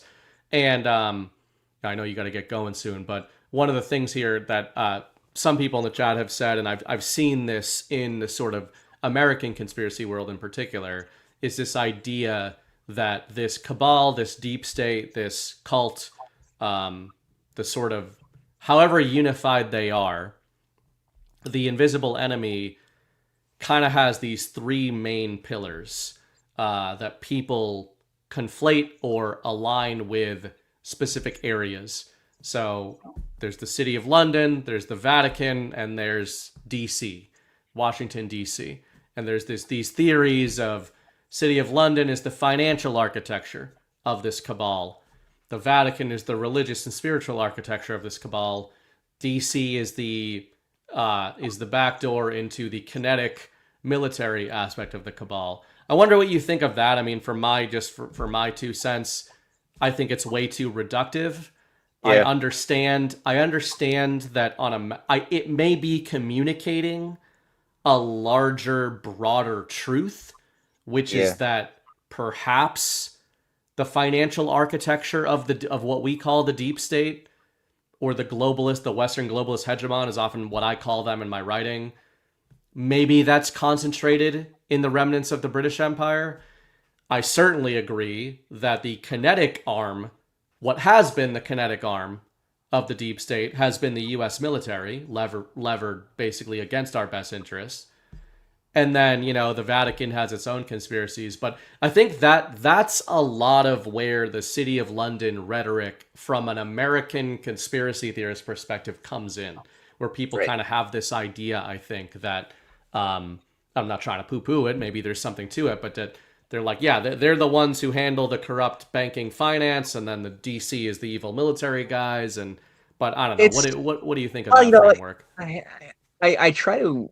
I think maybe on a structural level, there's a degree of truth in the model on a certain level, but I think, like you said, it could get very reductive very quickly, at the expense of the subtleties, the nuance, which is where truth often resides. You could point out and look at the origins of the obelisks in St. Peter's Square within the Vesica Pisces, and look at the architect who was assigned to do that, and which pope particularly wanted that at which point, and you can map out a certain cult. Then you've got the DC obelisk, right? Which is like 1833, and you can look at who set that thing up, and what that was. Most Americans were confused when they had a competition of like which artist could submit a model for like George Washington as an homage, because they never did that. And they're like, well, it's been 35 years since he died. It's about time, isn't it? And they would just put out a commission to all of the artists to come up with ideas, and the guy who gets the win from this like 4-person council. Who's in this 4-person council? Is this guy who comes up with an obelisk? And everyone's confused. Most people are like not happy with this, but it won the thing, and it gets set up. So it's a statement of intention. And then you have the Vesica Pisces in 2004 imposed onto it to model it on what's done in the Vatican, in St. Peter's Square. And if you look at an aerial view of the Washington, obelisk, it's right in the middle of the Vesica Pisces. So it's got this occult significance between this convergence of opposites of the male and the female sexual organs, which is the Lani and the Lingam. The Yoni and the Lingam is the another name for the Vesica Pisces, which is basically 2 circles overlapping.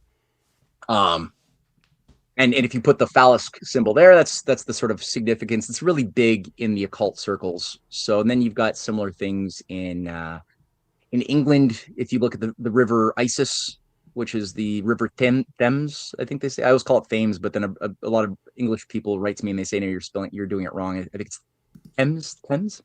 If you go, it's called the river Isis. It's been called that for like over a millennia. And right in the 1860s, there was installed from these obelisks from Alexandria, right next to these 2 sphinxes, which was also a hub of the Theosophists. When they set up shop, they created their first sort of organization, first in New York, and then right there in London, and then in Adyar in India. So there is like structurally a certain degree of truthiness to some of this, but there's battles that are missed. Like if you look at any of these places, how many popes have been assassinated who are working very valiantly with various bishops and cardinals against this Jesuit, weird occult agency? Or more recently in the 20th century, when John I the Pope was trying to like audit and rein in the Vatican Bank that was only created in the 1920s. He dies in 2 seconds. You've got the Godfather 3 movie was actually premised on some of that material. We This just is on did the that a sixth, couple actually. weeks ago. We did the whole Godfather trilogy. Did you? I had not seen it. Yeah. Somehow Yo, you didn't I you had didn't never seen see it. it? But now Yeah. you saw it. Yep. Okay, cool. Yep. Pretty Yeah, wild. yeah, they got the P2 Lodge in there as well, like Yeah. the propaganda duo lodge. Um, so and I think a lot of that is limited hangout stuff. But Hmm. anyway, it's real info. So there's a lot of good men. There's a culture of genuine, authentic Christianity within the institutions of Rome, and you got a big dead body trail of people who rose to positions of a lot of influence, and who picked a fight, who did a lot of good at different times, sponsored very good initiatives that elevated the that protected the poor, that against this vicious class, that sponsored beautiful Renaissance initiatives, artistic and musical and architectural innovations, which were fantastic. You got that, and then you got this other darker thing, Yep. battling it out, and the same thing for the American presidents who died while in Yeah. office. And I've written a whole like 4 volume book series going through all Hmm. of those different presidents and what are they doing.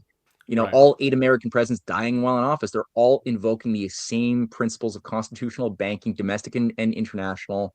they're Yeah. they're picking fights with the same continuous agencies, um, and their enemies are still incubating as a fifth column in America that represents Hmm. the old Habsburg, British, old families of Europe that have their infiltrations. I mean, it was called New Amsterdam, right, in the colony days. And if you look at it, like a lot of the original witch covens, and yeah, a lot of innocent people got persecuted during the witch hunt days. That was crazy talk. That was a crazy time. But there were real infestations of witch covens too. That was a thing too, and a lot of this was from the There was some Dutch. shenanigans going on. Oh, there was yeah, the Maria Abramovich Yep. spirit cooking shit is not. That didn't come out of a vacuum. That is a lineage, Yep. and babies were going missing for a reason Hmm. in these villages in Europe, in Bohemia, and in Connecticut, and Boston, and people didn't know what to do about that. Some of them went crazy and went Yep. Puritan inquisitor mode. That Right. was bad. But certain people like Cotton Mather and Increase Mather and John Winthrop Jr. were doing their best to try to like find a middle ground to deal with this infestation, as well as the crazy fundamentalists. And they did what they could, though ultimately they didn't extract it completely. So for me, when I look at like it's the British Empire, I'm like, well, yeah, but that doesn't mean that's not. It doesn't mean what people think it means. Yeah. It's this much more complex tapestry Right. of it's associated with it. And I know we could, and I don't want to keep you here for 3 hours, but of course, I spent the first hour asking you about China, but I hope people enjoyed that. The last kind of little mini section here that I want to get into, and I have to have you back on to get deeper into this stuff, but is it what you just kind of led into there. So when I called this the PsyOp of London, it's not because I don't think there's anything to it. It's because of what you just said there. I think there's a danger in I think there's a reasonable, understandable instinct where people want the thing, right? They want the answer. They want to know not just what the truth is, but maybe in this world, you want to know who's the bad guy, who's the enemy, the deep state, even words like that, even terms like that we use as shorthand at times. You should be using those terms as shorthand while understanding that they are shorthand for a complicated topic, right? Like, and I think too many people start going like the deep state, like they've got a fantasy roster on, like, right? And I think that's how people think of it, where they're like, yeah, like Mark Carney's in the deep state and Hillary Clinton's in the deep state. And like this person is this rank and this person is this rank. And they all go to George Soros's house for lunch on Sundays. And it's like, some of them, sure. But a lot of them really don't like each other. Like, lest you forget, the Clintons and the Obamas are like mortal political enemies, even though I basically consider them to be part of the same team.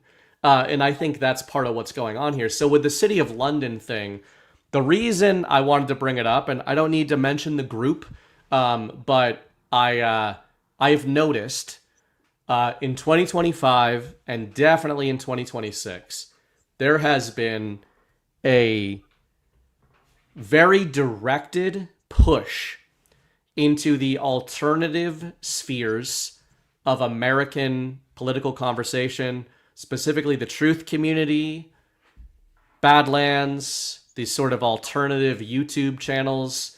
There is one group in particular that's pushing this a lot, but I'm seeing it in Badlands Substack comments, in my Substack comments. I'm not saying it's not none of it's earnest. There's a lot of people watching this show who are interested in this stuff, who watch some of these YouTube videos and Twitter videos, which are written by AI, by the way. But it really just started getting me thinking, okay, a lot of what you've talked about tonight, and we could go hours on this, is obviously there's something there. There's something to the origins of what we call the deep state, of what we call the invisible enemy, that has some of its roots, at least, in the city of London and some of these architectures, right? But I find it strange that there's this 2025 and 26 push within sort of the MAGA truth community to relate everything Donald Trump is doing, everything Putin is doing, everything Xi is doing, everything bad in the US and beyond to this city of London. That's who the bad guys are. That's who we're trying to take out. So a couple, questions sort of to end on is, have you noticed this push, being more or less amplified than in the past? Because I didn't notice it in the past. And then the secondary point would be, what do you think that is? Do you do you think it's earnest? Do you think there's just incentive structures to it that are not all that nefarious? Or are there potential darker readings of why you might be pushing something like that? I know some of those people, and I actually was involved with an organization for 10 years, which was a good 10-year experience in my life, with Lyndon LaRouche, up until 2016. So I'm very, very familiar with the personalities, with the organization. And in broad terms, the overarching moral principles I also share. The aspirations to bring back this American system, that's good. To help define that the American deep state isn't specifically, authentically American per se. It is part of this other entity that was more tied to the British Empire. But I find it is also too reductionist. And when I hear some of the representatives of that group speaking today in their narratives that have gone very viral, like some of their videos get millions, YouTube and Twitter, I mean millions of impressions. It's quite across something. platforms. The algorithms are jacking them up. Oh yeah. And they're yeah. And they split off from another. They used to be one organization. They split off into two back in 2021 or 2022 or something. And the other group, which I find has actually got a more competent tactical analysis of the world, they get like 500 views on their videos. So there's something weird going on. They're messaging. It's not like, I get it if you got maybe half the views, but they're getting like under 1,000, and the other group is getting millions. So there's something that wants that kind of narrative to be very, very amplified. Can you discern what you think? Why would that be? Like, I guess if there is something pushing that narrative that is beyond just monetary incentive structures of making things go viral, what apparatus would want that sort of narrative to go viral? There is an encouragement of sloppiness in thinking, from people who get too drunk on this type of narrative, that I find that will always immediately find a very bland way to justify anything happening. So when the bombing, for example, when the bombing of Iran began, I'm much more sympathetic to the type of hypothesizing that Gordon put forth pertaining to the idea of a sovereign alliance. That a lot of this is at the best. I'm not saying I agree with that even, but I'm saying I'm much more sympathetic to that. It's a framework you can at least engage. Yeah, and there's something kind of fake about it. I agree, and that betrays a deeper coordination going on behind the scenes. Because it's pretty clearly there's a lot of fakery from the Lego videos, which are called videos, but it's all just too theatrically composed. Strange, right? Yeah. And but instead of thinking about hypothesizing what's going on behind the surface appearance, they immediately will find ways to spin facts to justify why that's good, why it's great that we're bombing Iran, or that Right. because Iran is the city of London, is one of the early Right. narratives that I saw coming out of that group. Is London, the IRGC is the city of London. Hmm.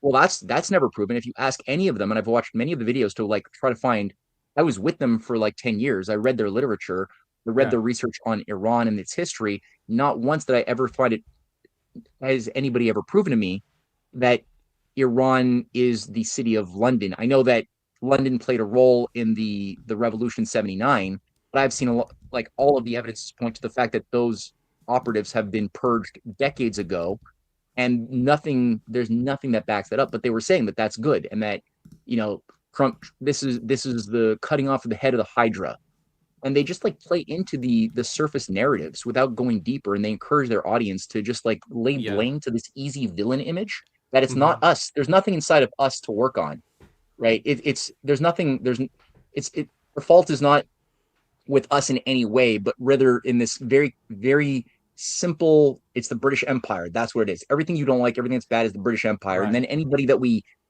do something bad to It's is the British justified Empire. And because they're the British Empire. yeah, like Yeah. why is Trump, supporting busting up the BRI, because the BRI is part of the British Empire all of a sudden. Right. And it's like they didn't think that 2 seconds ago. It's only when we start Hmm. bombing some infrastructure that's tied to the BRI in Iran that all of a sudden Iran is like, you could like Yeah. the information is rewired. So Hmm. things like that are just, I find, an encouragement of a slave-like way of thinking if people get into the habit of that kind of simplistic reductionist blame game stuff without thinking Yeah. about the nuance. And also, again, taking personal responsibility for the fact that we kind, yes, the fate, like Shakespeare said, the fault is not fully in our stars but in ourselves, that we are Hmm. underlings, right? So we did kind of acquiesce and give consent over generations to this kind of corruption to seep in, both into our intelligence services but also into our culture. A lot of the cultural things that influence our hearts as a culture. It's kind of like Idiocracy, right? The Oh Mike yeah. Judge movie. It's like, yeah, there are bad people that convinced us to replace water with Gatorade, and we're wondering why the crops aren't growing. But at the same time, we kind of went along with that, and we have to like self-reflect and self-examine so we can like become like healthy people again. And if you don't have that kind of thing going on, you're just gonna get another tyrant. You're just gonna get another fascist if the people's instincts and their powers of discernment are so degraded that they will always go with Gatorade instead of water. Yeah, you can get rid of the whole list of all of the bad guys of this deep state. Get the list, knock them off. Imagine that could even happen, though it can't. But just imagine you do that. Right. Well, people, the next Then evil demagogue is is going just to just gone, be, right? We won. huh? There's no. Yeah, It's like no. over. Yeah. Yeah. Yeah. By the way, you sound like a man who needs his electrolytes. I think you don't believe in electrolytes. Is what I'm getting out of that. Yeah. I mean, my cards on the table. This group in particular. I think you laid that out reasonably. Where my conspiratorial mind goes is when the group pushing a certain narrative is a political action committee. I just go, what's going on here? And, I look at that. Well, like if it's just a YouTube channel or Rumble channel like Badlands or something, and saying, hey, people really like this, and people click on this, and people like this theory, and they like everything relating to this theory. Okay, incentive structures, financial incentive structures make sense to me. When I see that there's a political action committee that is behind the YouTube channel and the Twitter channel that is just every single thing on the internet now is the city of London, I go, who who is directing this kind of leaning and saying this is the new branding? We're going all into this as part of a election related thing. So I don't have an answer to that. It's just for anybody that's watching the show or for anybody that subscribes to the Badlands Substack, and I get the comments from people that I see in the chat, people that I know are longtime Badlanders. There's certainly, by the way, another tell for me on a negative angle is when I see names that I've never seen before over the last few months just coming in, and all they're doing is pumping me full of links to this group. I go, why is this group spinning up sock accounts when their viewership dwarfs our viewership? To your point, Matt, they're doing like 5-10 times what our viewership is. Why do you need my audience? Why are you coming into my comment section? Why are you in my Substack? Why are you trying to spread everything in there if you're getting millions of views and subscribers on YouTube and on Twitter and on all the channels we're not allowed on? I'm just not quite sure what's there. So, I think this was a table setter more, and we can obviously have deeper conversations on this in the future. But it's not for anybody wondering. I'm not saying, oh, there's nothing to the city of London, there's nothing to this. But as Matt pointed out tonight, anytime you're trying to kind of lead all roads to this one end game, and then you understand that the group that is trying to lead you to this end game is being funded specifically to do that, I just wonder why. I wonder where that's I, coming from. I think what I was mentioning about, as well, this when I look at the occult operations and the transhumanist, me, I don't like Yeah. transhumanists. I don't think anybody watching this show like you don't have, but anyway, the infiltration of this transhumanist cults uh into Silicon Valley, all of the stuff that gave rise to the same Project Stargate that was abusing children in the 70s and 80s as an extension of MK Ultra. Um, all of that operation is treated as if they're all representatives of that Silicon Valley operation that I really it concerns the hell out of me as like the spiritual branch of the oligarchy inside of America.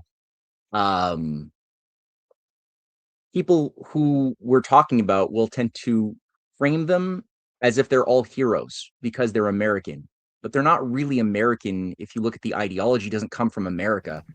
Transhumanism is not an American ideology. What they're trying to do doesn't represent American interest. It represents a slave society of feudalistic techno controls of man machine integration and total surveillance for everybody with social credit systems, which is what China's been battling to try to keep out of their country, though we're being told China is the purveyor of all of this. It's actually Stargate. It's actually Oracle. It's the CRISPR, mRNA editors that want to like breed a new kind of human around Yeah. Larry Ellison and company. It's this is the sort of thing that they go out of their way. When I've engaged with representatives of that particular group we're talking about, they go out of their way to create logical backflips to pretend that all of these things shouldn't be looked at. they're just Yeah. they're just patriots. We shouldn't be concerned about that. And I'm like, dude, you're creating a big weak spot for the resistance if that's Yeah. actually what people are going to be believing, that they Yeah. don't have to look there. Well, if this thing is actually going to light your house on fire, you should be like dealing with these arsonists. So And that's another that's thing. yeah, Yeah, and that's where my mind goes, and I don't know. I don't know people's intentions. I look at these patterns and I say, what do you not want me to be looking at? yeah. Why are you trying to get everything I'm talking about to relate back to this? So anyway, I think it's just interesting to consider. Right before you get out of here, we did have a specific rant that was directed toward you from Boom Diggity, sent over $120 for us tonight. So very much appreciate that, and said, Matt, please touch on how the City of London serves as the largest offshore hub for Chinese currency trading outside of Asia. The China Construction Bank branch acts as the primary UK clearing bank, and the UK GFT map of the 1 square mile city of London and all the Chinese firms in that 1 square mile says a lot. This is what she sent over. I don't know if you have any thoughts on this or not, but Chinese companies doing business in London, Matt. What's your answer? Explain it.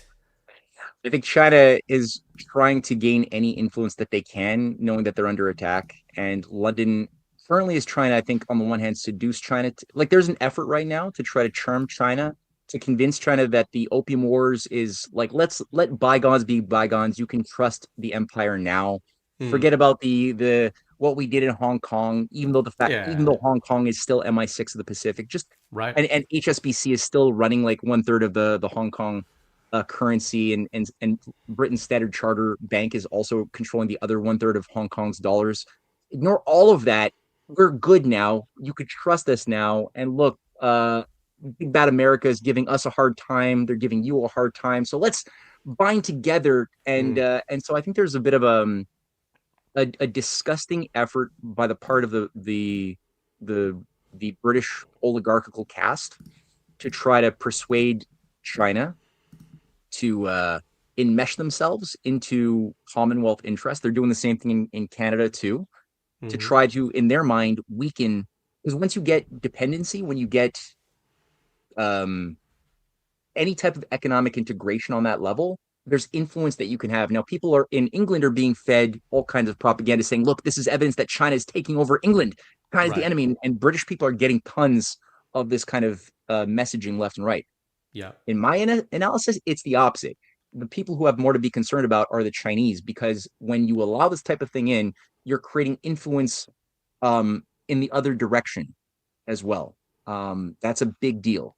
Right. So if you look at the Asia Infrastructure Investment Bank, there is an immense amount of influence with it being expressed within this, sabotaging these things that China created because they have allowed a seat at the table to interests from the City of London, from Canada. Same thing for the BRICS Development Bank and things like that. Interest I from was the just the going to British. say the new development bank is a very fascinating and I think positive rabbit hole a little bit because you start to look at some of the things they're setting up in the global south and you go, huh, this looks like a sly and roundabout way to go around the Western globalists. Yeah, But that's absolutely. its whole other thing. That's a whole other thing. Yeah, but and a lot of these things could have been and should have been much stronger institutions for funding, providing credit for building big things around the world, but they've been held back because of sabotage from within. And a lot of that Yeah. sabotage has a lot to do with the Commonwealth and also the traders from within China as well. There's been a fifth Hmm. column built into China. That's a factor. And the other thing too is that a lot of the nefarious actors who are Chinese running operations in Canada, for example. There's a big Chinese organized Right. crime network of triads that are a big part with the Khalistani mafia groups. They're both protected by Anglo Canadian intelligence. They're big parts of uh, the entire drug economy and infusing like fentanyl into America and into Canadian cities. And And that though is a huge point, Matt, because that's one of those little indicators for me of these Trump Xi connections of where you look at Trump sanctioning Canada based exactly on what you just said of the triads and the fentanyl trade, where you've got the Canadian government talking about, oh, it's not us, we don't have anything to do with that trade. And then Americans in MAGA, to your other point, reducing that to going, it's China coordinating with the Canadians. It's like, well, yes, but it's not the Xi China that's coordinating. Like, yeah, most reductive point you could make, there's a reason they're not operating in China yeah, because they're not allowed to be operating over there. they would be in jail. Exactly. Right.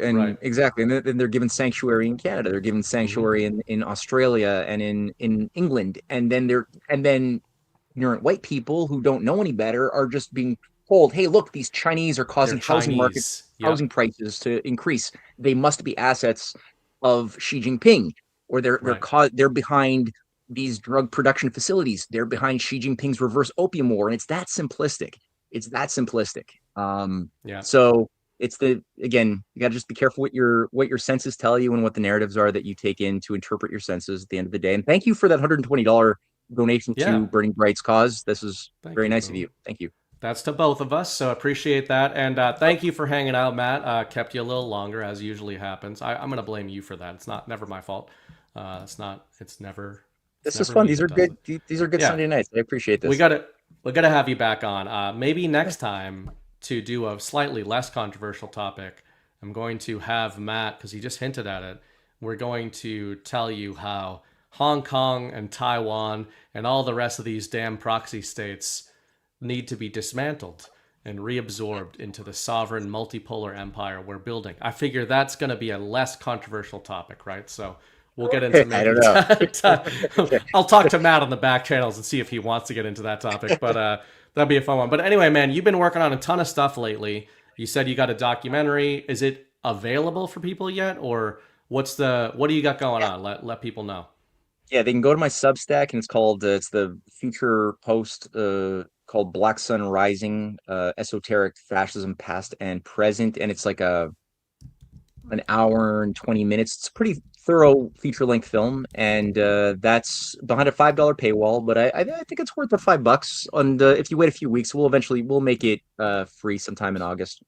We're also doing an event. That's another thing I would say in Toronto next week, next Saturday. We will screen this documentary at a venue near Toronto, and do a little engagement with the audience. So if there's anybody watching in and around the Toronto area who wants to meet up with Cynthia and myself, and just have an afternoon with a video and conversation, give me a call. You can contact me through either Substack or via my website, canadianpatriot.org. There's a contact me section there, and I'll tell you how to get tickets to that. So Great. MatthewEhret.substack.com. Matt's very active on Substack there. I'm getting his stuff to my inbox pretty much every day.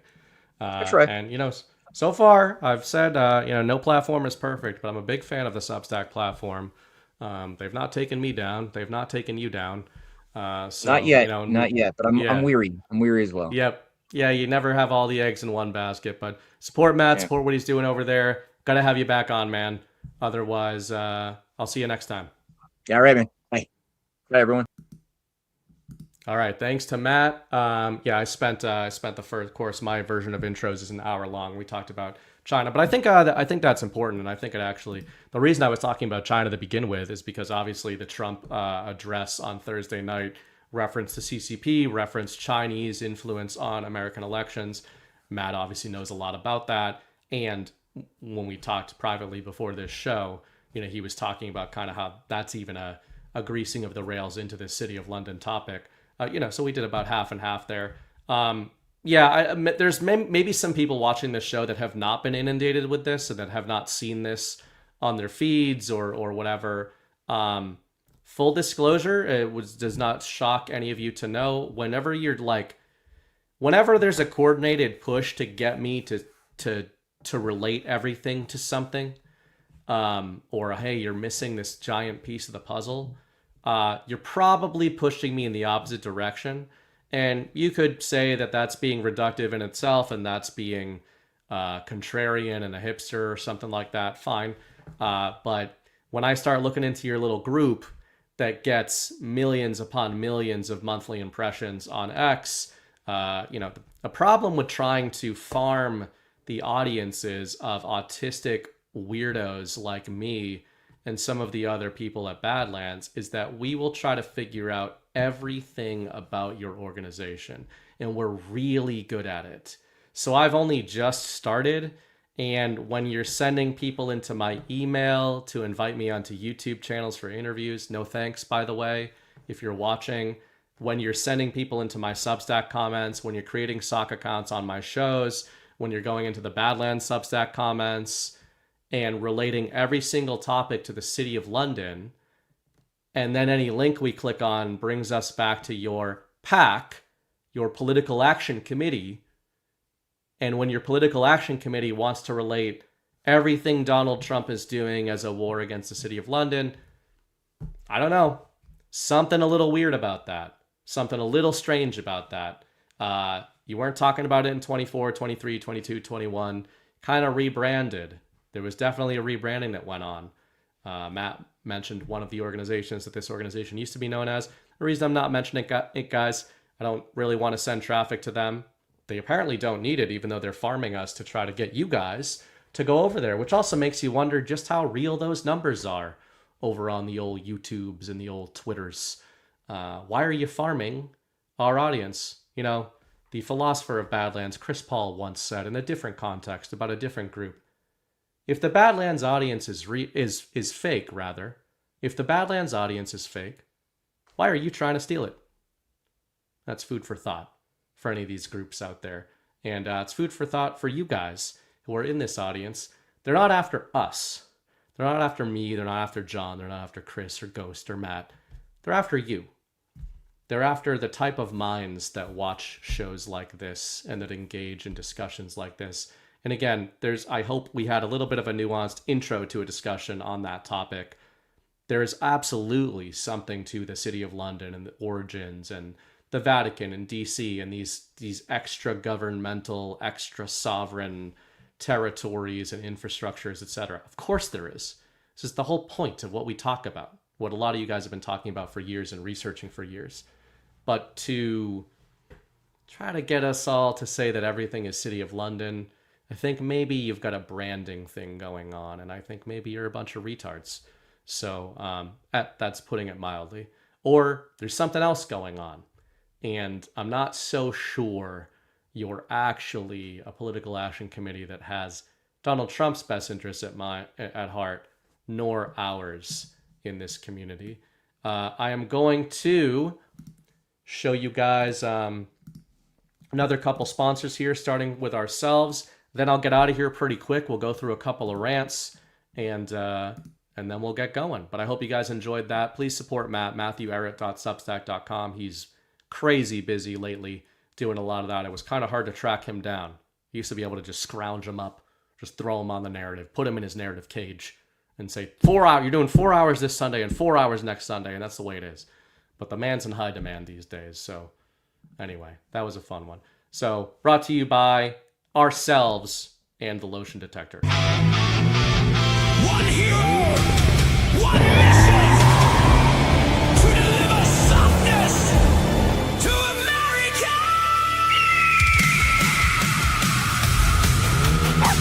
No, Chi-Chi, we can't stop your snacks, dude. We have to deliver all of these soft disclosure gift cards. He goes by Zach Payne. The motion detector.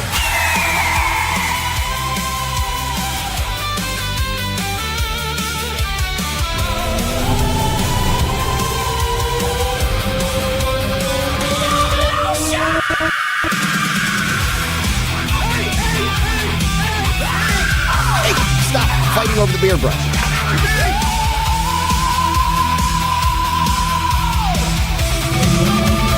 Life finds a way. Hydrate your elbows, moisturize your soul.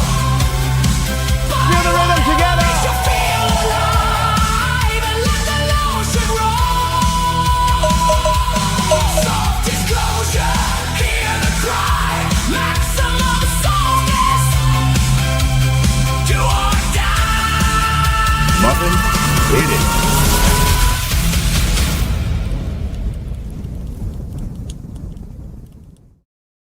What a banger. Soft disclosure. It's actually good stuff. That's what's so awesome about it. It's good stuff, and we have the best commercials. The expanding soft disclosure cinematic universe. We are also brought to you by our friends, as usual, at Rumble, specifically Rumble Wallet. We hear a lot about crypto, but here's the part most people miss. Crypto was created so you could actually own and control your money. After the 2008 financial crisis, Bitcoin was designed as an alternative to banks. So instead of a bank holding your money, delaying transfers, or limiting access, you're in control. And if you've ever had to wait for a transfer to clear, you felt that problem. Fast forward to today, everyone's heard of crypto, but getting started still feels complicated. That's exactly why we use Rumble Wallet. It takes all the complexity and makes it simple. Choose what you want: Bitcoin, dollar-backed stable coins, or even digital gold backed by real gold. There's no complicated setup. It connects with MoonPay, so you can use your credit card, debit card, or bank and be up and running in minutes. And once you're set up, you can even support your favorite Rumble creators like Badlands directly. So do this now. Scan the QR code or click the link in the description and download the Rumble wallet. From there, you can set up your wallet, tap buy, and you're in the game in just a few minutes. You can go from hearing about crypto to actually owning some.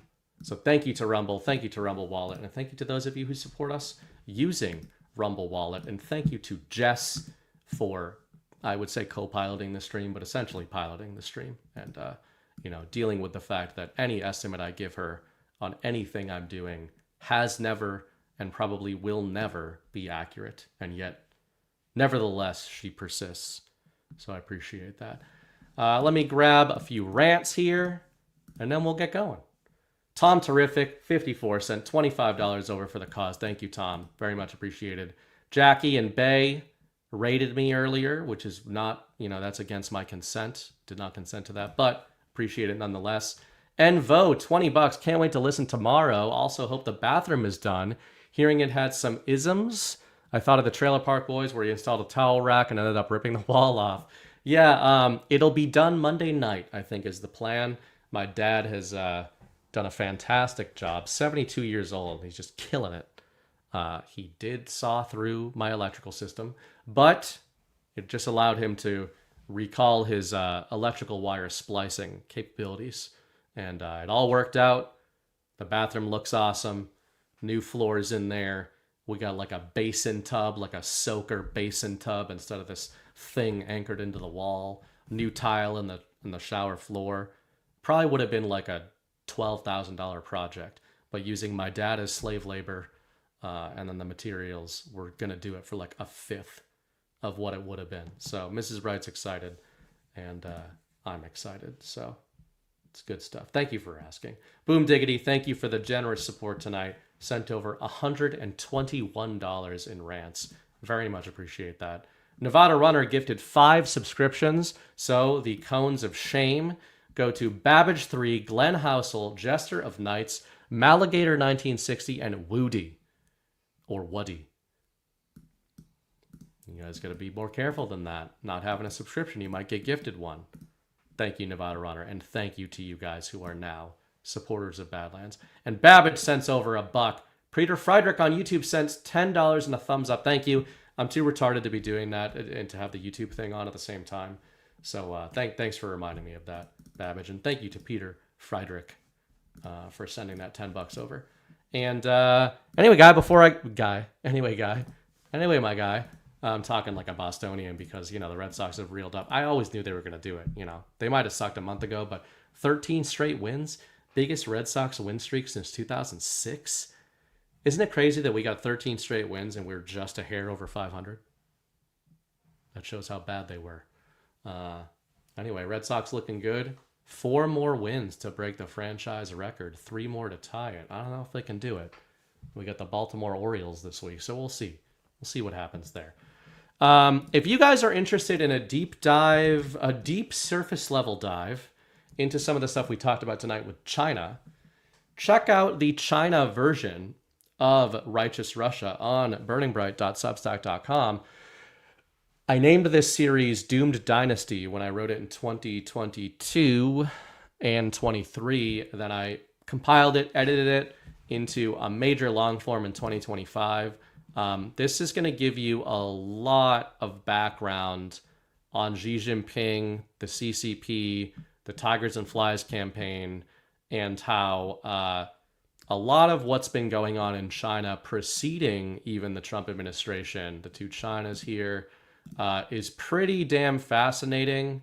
And it is a huge white pill and a sovereign alliance pill for you. Got some headlines picked out here. 10 years ago, we got Xi Jinping wrong on his coronation. We should reflect on why. By the way, that's a globalist newspaper saying that they got Xi wrong. China's business elite see the country that let them thrive slipping away. Soros calls China Xi Jinping the greatest threat that open societies face today.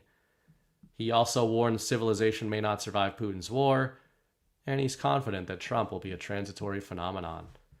Talk about reverse indicators, right, guys? The Sultan slug himself, George Soros.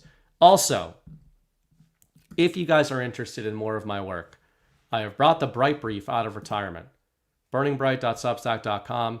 It is totally different than the Badlands Brief. The Badlands Brief features myself and Ash and Ghost Monday through Friday. We do quick hits on a wide range of topics to get you prepped for that day. By the way, the last Badlands Blitz, you get an exclusive Badlands Blitz episode every Saturday morning. The last one was a banger. People enjoyed it. Ash and I talking about how great this Trump disclosure operation is going to be, I think. And again, if you want to go to my Substack, people have been excited that the Bright Brief is back. These are short for me features that allow me to kind of dive into topics that I don't necessarily have the time on shows or in my long forms to dive into. One of them was a data in response to viewers asking me to go a little bit more in depth into why I consider the data center boom to be a good thing and the anti-data center push to be a PsyOp. And I got a little sign off there by Donald Trump himself on July 15th when he said data centers are tremendous wins for the states and communities that are lucky enough to get them. Controversial topic. The most popular one this week was called The Men in White Coats. And that was all about Anthony Fauci and the lab leak payback, which a lot of these things going on a little bit beneath the conscious notice of many. But nonetheless, things are moving along. And check that out. You can support me over there if you want. You can support this show. Shoot over a boost if you want, if you're watching this on Monday or Tuesday. Otherwise, thanks for watching. I'll see you guys next Sunday night. Not exactly sure who my guest is yet. Working on that right now. Waiting to hear back from somebody. But should be a fun one either way. And as I always say, the war is a story. The story is a war. Act accordingly and stop, for God's sakes, making everything about the city of London, you whore. We'll see you next Sunday.